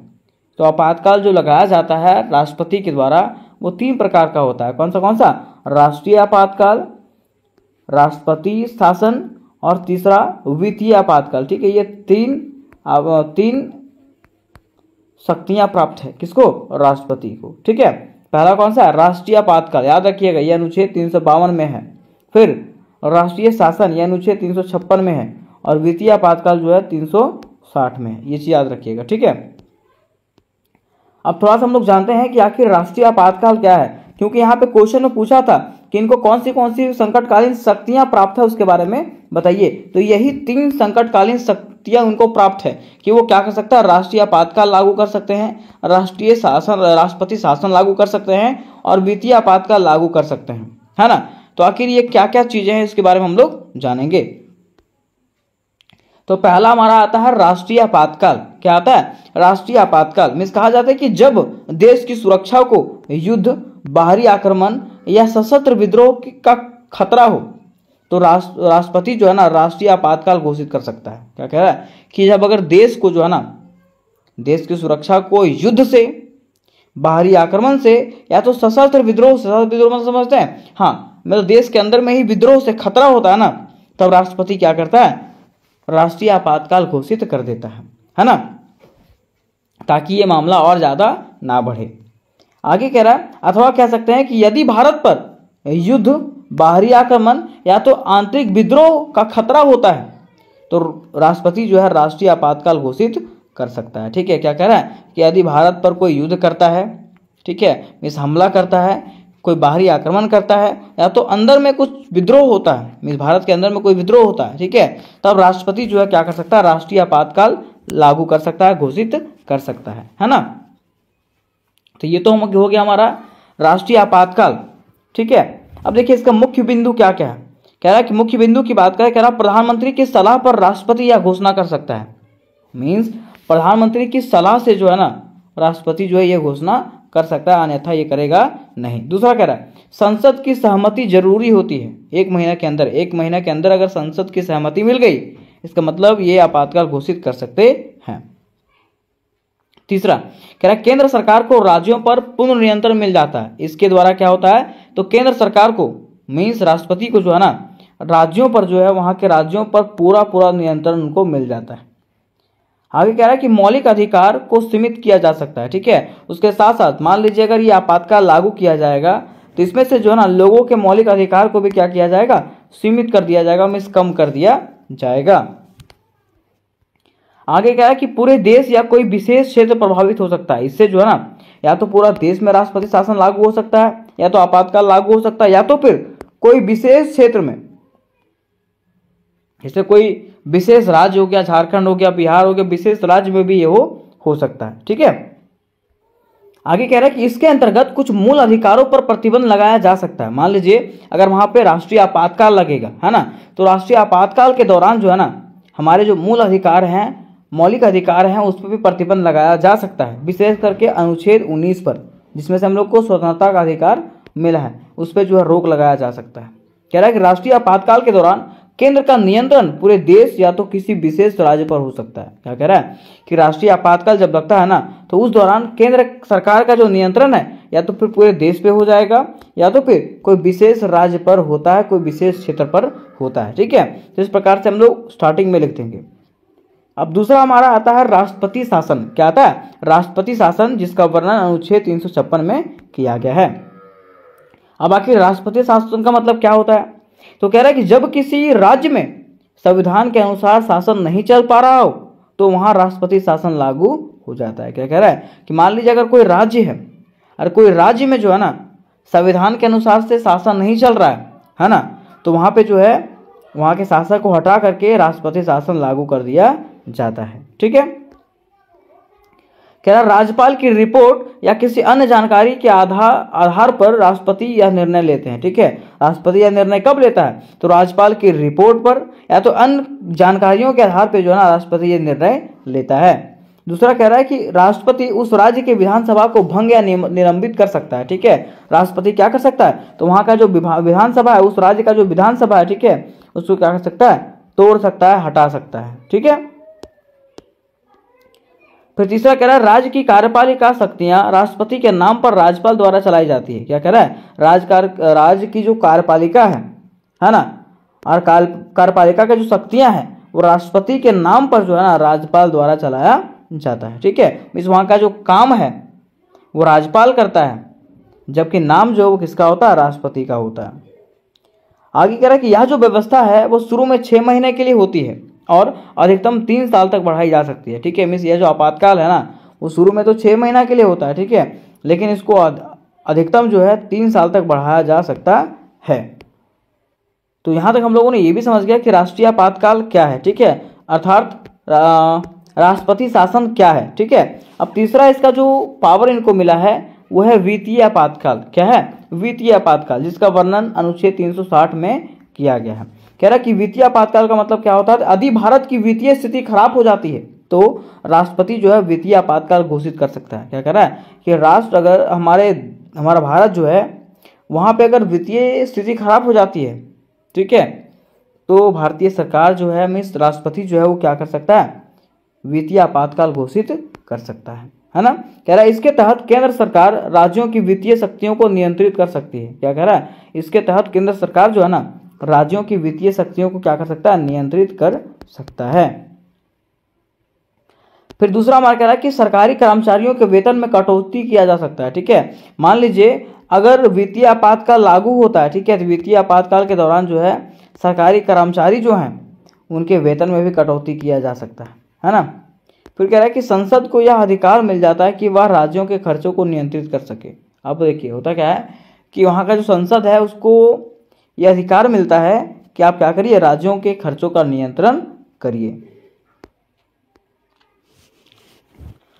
अब यहाँ पे एक और पॉइंट बनाना है, संकट काल में राष्ट्रपति की भूमिका क्या, कि संकट काल में राष्ट्रपति की भूमिका क्या होती है। ठीक है, तो लिखा गया कि राष्ट्रपति को आपातकाल घोषित करने से पहले मंत्रिपरिषद की लिखित सलाह लेनी होती है। क्या कह रहा है, राष्ट्रपति को आपातकाल घोषित करने से पहले क्या होता है, तो मंत्रिपरिषद से जो है लिखित सलाह लेनी होती है कि हाँ मैं आपातकाल घोषित करने जा रहा हूँ। कह रहा है कि आपातकाल की घोषणा को संसद से अनुमोदित करवाना होता है। ठीक है, मान लीजिए आपातकाल की घोषणा आप कर रहे हैं तो संसद से आपको क्या करना पड़ेगा, साइन करवाना पड़ेगा। आगे कह रहा है कि संकट काल में राष्ट्रपति का कर्तव्य होता है कि वह जो है संविधान और लोकतंत्र की रक्षा करते हुए देश की एकता और अखंडता को बनाए रखे। मीन्स संकटकालीन समय में जिसमें भारत पे संकट आता है उसमें राष्ट्रपति का कर्तव्य होता है कि वो क्या करे, संविधान और लोकतंत्र की रक्षा करते हुए देश की भी एकता को बनाए रखना है और अखंडता को बनाए रखना है। ये किसका कर्तव्य है, तो सरकार का कर्तव्य है ना, मीन्स राष्ट्रपति का कर्तव्य होता है। तो यहाँ तक हम लोगों ने ये क्वेश्चन को समझ लिया। अब अंत में बारी आती है इसके निष्कर्ष का। तो निष्कर्ष में लिखेंगे दोस्तों इस प्रकार से कि राष्ट्रपति की संकटकालीन शक्तियाँ असाधारण परिस्थितियों के लिए है। ठीक है, राष्ट्रपति की जो संकटकालीन शक्तियाँ मिला है वो उन परिस्थितियों के लिए है जब हमारे भारत पे अगर कोई युद्ध करता है ना, कोई हमला करता है, ठीक है, या तो फिर भारत के अंदर में कोई विद्रोह होता है तब के लिए। ठीक है, कह रहा है ये शक्तियाँ देश की सुरक्षा, संविधान की रक्षा और शासन को स्थिर बनाए रखने के लिए है। क्या कह रहा है, ये जो शक्ति है ना वो देश की सुरक्षा, संविधान की रक्षा करने के लिए और शासन को स्थिर बनाए रखने के लिए है, परंतु इनका उपयोग जो है संविधान के दायरे में ही होना चाहिए। क्या कह रहा है कि ये अधिकार तो राष्ट्रपति को दिया गया है लेकिन इसका उपयोग जो है संविधान के दायरे में ही होना चाहिए, इसके बाहर जाना नहीं चाहिए। तो उम्मीद करते हैं मेरे दोस्त कि ये प्रश्न आपको समझ में आया होगा। ये दोस्तों आज की वीडियो में हम लोग एक महत्वपूर्ण प्रश्न को क्लियर करने वाले हैं जो आपके एग्जामिनेशन के लिए अति आवश्यक होने वाला है। तो आज का प्रश्न हमारा इस प्रकार से है कि भारत के प्रधानमंत्री की शक्तियां एवं कार्यों का विस्तृत वर्णन करें। प्रश्न क्या है कि भारत के जो प्रधानमंत्री हैं उनकी शक्तियों के बारे में और उनके कार्यों के बारे में बताइए कि आखिर उनको कौन सा शक्ति प्रदान है और वे क्या क्या कार्य करते हैं। मान लीजिए प्रधानमंत्री के पद पे वो बैठे हैं, है ना, तो कौन सी शक्ति उनको प्राप्त है, ठीक है, तथा प्रधानमंत्री के पद से वो कौन से कार्य कर सकते हैं उसके बारे में बताइए। तो सबसे पहले यहाँ पे हम लोग को ये समझना पड़ेगा कि आखिर भारत के प्रधानमंत्री का क्या अर्थ होता है ना। तो प्रधानमंत्री का मतलब सीधे समझ लीजिएगा वहाँ का राजा। प्रधानमंत्री का मतलब क्या समझिएगा, उस देश का राजा, मीन्स भारत का राजा। कह रहा है कि प्रधानमंत्री का अर्थ होता है देश की सरकार का सबसे बड़ा नेता।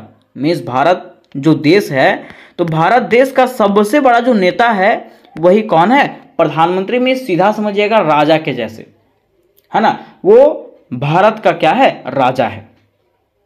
ठीक, कह रहा है कि भारत में प्रधानमंत्री सरकार का मुखिया होता है। क्या कह रहा है कि भारत में जो प्रधानमंत्री होता है वो क्या होता है, सरकार का मुखिया होता है, जो देश चलाने वाले सभी मंत्रियों का नेतृत्व करता है। जो क्या करता है, देश को चलाने वाले जितने भी मंत्री हैं सबका नेतृत्व करता है, सबको बताता है कि आखिर किस प्रकार से देश को चलाना चाहिए। कह रहा है कि वह यह तय करता है कि देश में कौन सी योजनाएं बनेगी, कैसे काम होगा और किस दिशा में देश को आगे बढ़ाना है। क्या कह रहा है कि वे जो है मिस प्रधानमंत्री ये तय करते हैं कि आखिर देश में कौन सी योजनाएं बनेंगी, कैसा काम होगा और किस दिशा में देश को आगे बढ़ाया जाए। ठीक है, ये जो तय करता है ये कौन करता है, भारतीय प्रधानमंत्री तय करता है। ठीक है, अब देखिए आगे उदाहरण के तरीके से आप समझिएगा, बिल्कुल इजी तरीके से आपको समझ में आ जाएगा, है ना। कह रहा है कि जैसे मान लीजिए एक स्कूल में प्रधानाचार्य मीन्स प्रधानाध्यापक जो होता है, प्रिंसिपल जो होता है, ठीक है, पूरे स्कूल का क्या करता है, संचालन करता है। वैसे ही देश की सरकार का संचालन जो है वो कौन करता है,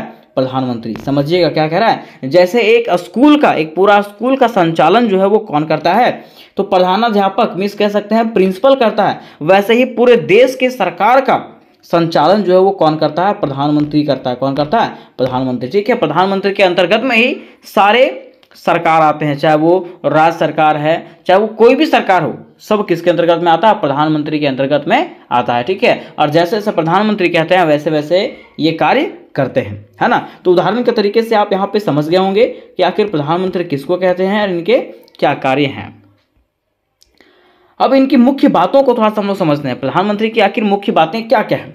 तो कह रहा है कि प्रधानमंत्री राष्ट्रपति के बाद सबसे महत्वपूर्ण पद होता है। प्रधानमंत्री का जो पद होता है ना, वो राष्ट्रपति के बाद सबसे महत्वपूर्ण पद होता है। पहला पद जो है वो राष्ट्रपति का, पहला पद राष्ट्रपति का, उसके बाद दूसरा पद जो है वो प्रधानमंत्री को प्राप्त है। वही कहा गया कि प्रधानमंत्री का पद जो है राष्ट्रपति के बाद सबसे महत्वपूर्ण पद होता है। ठीक है, कह रहा है कि प्रधानमंत्री के पास नीति बनाने, मंत्रियों को नियुक्त करने और देश का नेतृत्व करने की ताकत होती है। प्रधानमंत्री के पास क्या होती है, नीति मीन्स नियम बनाने का शक्ति, मंत्रियों को चुनने का शक्ति और देश का नेतृत्व, देश को चलाने का शक्ति जो है ना किसके पास होता है, प्रधानमंत्री के पास होता है। आगे कह रहा है कि वह जो है ना संसद, सरकार और जनता के बीच में महत्वपूर्ण कड़ी होता है। प्रधानमंत्री क्या होता है, तो संसद के बीच में, सरकार के बीच में और जनता के बीच में जो है ना एक महत्वपूर्ण क्या होता है, कड़ी होती है। ठीक, अब यहाँ पे हम लोग जानेंगे भारत के प्रधानमंत्री की भूमिका, कि आखिर भारत में जो प्रधानमंत्री है उनकी क्या क्या भूमिका होती है ना। तो देखिए कह रहा है कि भारत के प्रधानमंत्री की बात करें तो भारत के प्रधानमंत्री जो होते हैं वो देश की सरकार के मुखिया होते हैं। क्या होते हैं, देश के सरकार के मुखिया, मीन्स देश में सबसे सर्वोच्च होते हैं राष्ट्रपति के बाद, है ना। कह रहा है कि प्रधानमंत्री जो होते हैं वो पूरे देश की सरकार का नेता होता है। प्रधानमंत्री क्या होता है, पूरे देश की सरकार का नेता होता है। बस सुनते जाइएगा, याद हो जाएगा ये। ठीक, उसके बाद दूसरा कह रहा है कि सभी मंत्री जो है मीन्स उस देश के जितने भी मंत्री हैं, सभी मंत्री जो है उसी के निर्देश पर काम करते हैं। किसके निर्देश पे, तो प्रधानमंत्री के निर्देश पे कार्य करते हैं। जैसे जैसे प्रधानमंत्री कहता है वैसे वैसे वहां के मंत्री लोग उनके निर्देशों पे चलते हैं। ठीक है, तो पहला हम लोग समझ गए कि प्रधानमंत्री जो होता है उस देश का क्या होता है, सरकार का मुखिया होता है। दूसरा कह रहा है नीति और योजना बनाने वाला। ठीक है, दूसरा क्या कहा कि ये जो होते हैं वो नीति और योजना बनाने वाले होते हैं। कह रहा है कि प्रधानमंत्री यह तय करता है कि देश में कौन से काम और योजनाएं चलेंगी। ये कौन तय करता है, तो ये प्रधानमंत्री तय करता है कि देश में आखिर कौन से काम होंगे और कौन सी योजनाएं चलाई जाएंगी। फिर कह रहा है कि वह जो है ना देश की तरक्की के लिए फैसला लेता है। प्रधानमंत्री जो है देश की तरक्की के लिए क्या करता है, फैसला लेता है। तो दूसरी उनकी भूमिका है नीति और योजना बनाने वाला। फिर देखिए उनकी तीसरी भूमिका है मंत्रियों का चयन और मार्गदर्शन। वे क्या करते हैं, मंत्रियों का चयन करते हैं। कैसे, कह रहा है कि वह तय करता है कि कौन मंत्री बनेगा। इस प्रधानमंत्री तय करते हैं कि मंत्री आखिर कौन बनेगा और कौन मंत्री बनेगा। जैसे मान लीजिए शिक्षा मंत्री कौन बनेगा, दूसरा मंत्री कौन बनेगा, है ना। तो ये कौन तय करता है, तो प्रधानमंत्री तय करते हैं, है ना। और उसे कौन सा विभाग मिलेगा, ठीक है, ये तय कौन करता है, तो प्रधानमंत्री तय करते हैं। कह रहा है कि वह जो है नेक्स्ट पॉइंट में कि वह जो है सभी मंत्रियों को मिलाकर के टीम की तरह काम करता है। मीन्स प्रधानमंत्री क्या करते हैं, तो प्रधानमंत्री सारे मंत्रियों को एक साथ मिला करके, है ना, एक टीम बना करके जो है ना वो कार्य करते हैं। ठीक है, एक टीम वर्क में काम करते हैं वो कौन, प्रधानमंत्री। ठीक, चौथा इनका भूमिका है संसद में सरकार का प्रतिनिधित्व। किनका, प्रधानमंत्री क्या करते हैं, संसद में सरकार का प्रतिनिधित्व करते हैं। कैसे, कह रहा है कि संसद में मीन्स लोकसभा में, संसद मतलब क्या होता है, लोकसभा। ठीक है, तो लोकसभा में प्रधानमंत्री जो है ना सरकार की तरफ से क्या करता है, बोलता है। सरकार की तरफ से ये होते हैं। कह रहे कि वह वहां सवालों के जवाब देता है और बहस में हिस्सा लेता है। ठीक है, कौन, तो प्रधानमंत्री क्या करते हैं, वहां पे मीन्स संसद में होने वाले सवालों के जवाब देते हैं और वहां के जो बहस होते हैं उसमें वो हिस्सा लेते हैं। आगे पांचवा उनका जो भूमिका है वो है राष्ट्रपति से संपर्क का माध्यम, है ना। कह रहा है कि प्रधानमंत्री जो होते हैं वो राष्ट्रपति और मंत्रियों के बीच में संपर्क बनाए रखता है। प्रधानमंत्री क्या करता है, तो राष्ट्रपति और मंत्रियों के बीच में संपर्क बना करके रखते हैं, है ना। नेक्स्ट हमारा कह रहा है कि राष्ट्रपति को सारे कामों की जानकारी देता है। राष्ट्रपति को सारे कामों की जानकारी कौन देता है, तो राष्ट्रपति को सारे कामों की जानकारी जो है वो प्रधानमंत्री देता है। कौन देता है, प्रधानमंत्री देता है। ठीक है, अब छठा उनकी भूमिका की बात करें तो छठा उनका भूमिका है विदेशों से संबंध बनाना। मीन्स प्रधानमंत्री क्या करते हैं, विदेशी देशों के साथ में जो है ना अच्छे संबंध बनाता है। वही कह रहा है कि वह जो है दूसरे देशों से अच्छे संबंध बनाता है और समझौते करता है। तो कौन करता है, प्रधानमंत्री। कौन करते हैं, प्रधानमंत्री। ठीक है, फिर 7 नंबर की बात करें, 7 नंबर जो भूमिका है उनका कह रहा है आपातकालीन समय में नेतृत्व। जब भारत में कोई आपातकाल समय आ जाता है, कोई संकट घड़ी आ जाती है, उस समय उसका नेतृत्व जो है प्रधानमंत्री करते हैं। वही कह रहा है कि जब देश में कोई संकट आता है तो प्रधानमंत्री पूरे देश को संभालता है। तब प्रधानमंत्री क्या करते हैं, पूरे देश को संभालते हैं। तो यहां तक हम लोगों ने देखा कि आखिर प्रधानमंत्री की क्या क्या भूमिका रही। अब हमारा क्वेश्चन में ये पूछा था कि प्रधानमंत्री की शक्तियों के बारे में बताइए और उनके कार्य के बारे में बताइए। तो इनके भूमिका में जो है ना इनके शक्तियां और कार्य तो आ ही गई, लेकिन हम लोग इसको सेपरेट करके विस्तार से जानते हैं कि आखिर इनकी क्या क्या शक्तियां हैं और क्या क्या कार्य हैं। तो कह रहा है कि प्रधानमंत्री की शक्तियों को मुख्य रूप से 5 भागों में बांटा जा सकता है ना। पहला है मंत्रिपरिषद का नेतृत्व करना। मीन्स कह रहा है कि प्रधानमंत्री जो है मंत्रिपरिषद के प्रमुख होते हैं, है ना। वह मंत्रियों की नियुक्ति और त्यागपत्र की सिफारिश राष्ट्रपति से करता है। वो मंत्रियों को कैसे चुनेंगे, ठीक है, और किनको त्यागपत्र देंगे, इसका सिफारिश जो है प्रधानमंत्री राष्ट्रपति से करते हैं। कह रहा है कि वह जो है मंत्रियों को कार्यों का बंटवारा करता है। वो क्या करता है कि कौन से मंत्री कौन से कार्य करेंगे उसका बंटवारा करते हैं, और सभी नीतिगत निर्णयों में अंतिम राय उसकी होती है। किसकी, प्रधानमंत्री की। ठीक है, जितने भी नीति बनाए जाएंगे, जितने भी नियम बनाए जाएंगे, उसमें से उनका अंतिम राय होता है।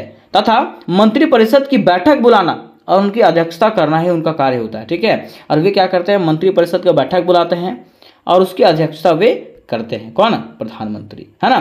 तो ये उनकी पहली कार्य और शक्ति है, क्या, मंत्रिपरिषद का नेतृत्व करना।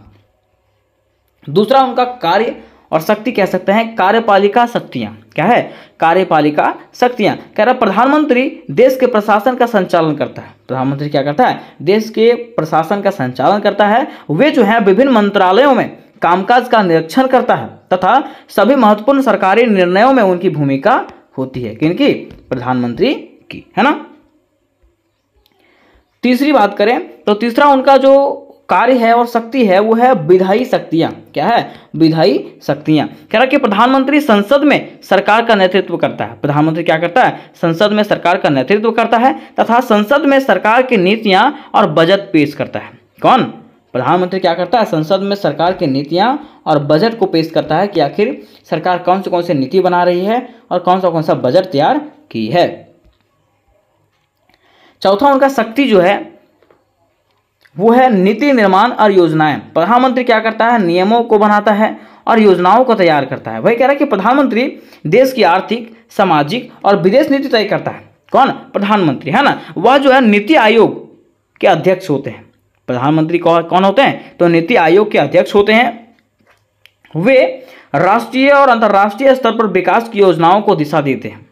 कौन, तो प्रधानमंत्री क्या करते हैं, भारत के राष्ट्रीय और अंतर्राष्ट्रीय स्तर पर जो है ना विकास की योजनाओं को दिशा ये देते हैं, मीन्स बताते हैं कि आखिर किस प्रकार से भारत का विकास किया जाना चाहिए। फिर देखिए पांचवा उनका जो भूमिका है, मीन्स कह सकते हैं पांचवा उनका जो शक्ति है और कार्य है वो है राष्ट्रपति और राष्ट्र का प्रतिनिधित्व भूमिका। कह रहा है कि प्रधानमंत्री राष्ट्रपति और मंत्रिपरिषद के बीच संपर्क सूत्र का कार्य करता है। प्रधानमंत्री क्या करता है, तो राष्ट्रपति और मंत्रिपरिषद के बीच में संपर्क बनाता है, ठीक है, इसको जोड़ के रखता है ना। वह जो है राष्ट्रपति के सरकार के कार्य की सूचना देता है। वे क्या करते हैं, तो राष्ट्रपति को सरकार के कार्य की, आखिर सरकार क्या कार्य कर रही है, इसका सूचना जो है राष्ट्रपति को वे देते हैं। कह रहा है कि उसके साथ साथ प्रधानमंत्री विदेशों में भारत का प्रतिनिधित्व करता है। क्या कह रहा है, उसके साथ साथ प्रधानमंत्री क्या करता है, तो विदेशी देशों में जो है ना, या तो विदेशों में जाकर के भारत का प्रतिनिधित्व करता है और अंतर्राष्ट्रीय बैठकों में भाग लेता है।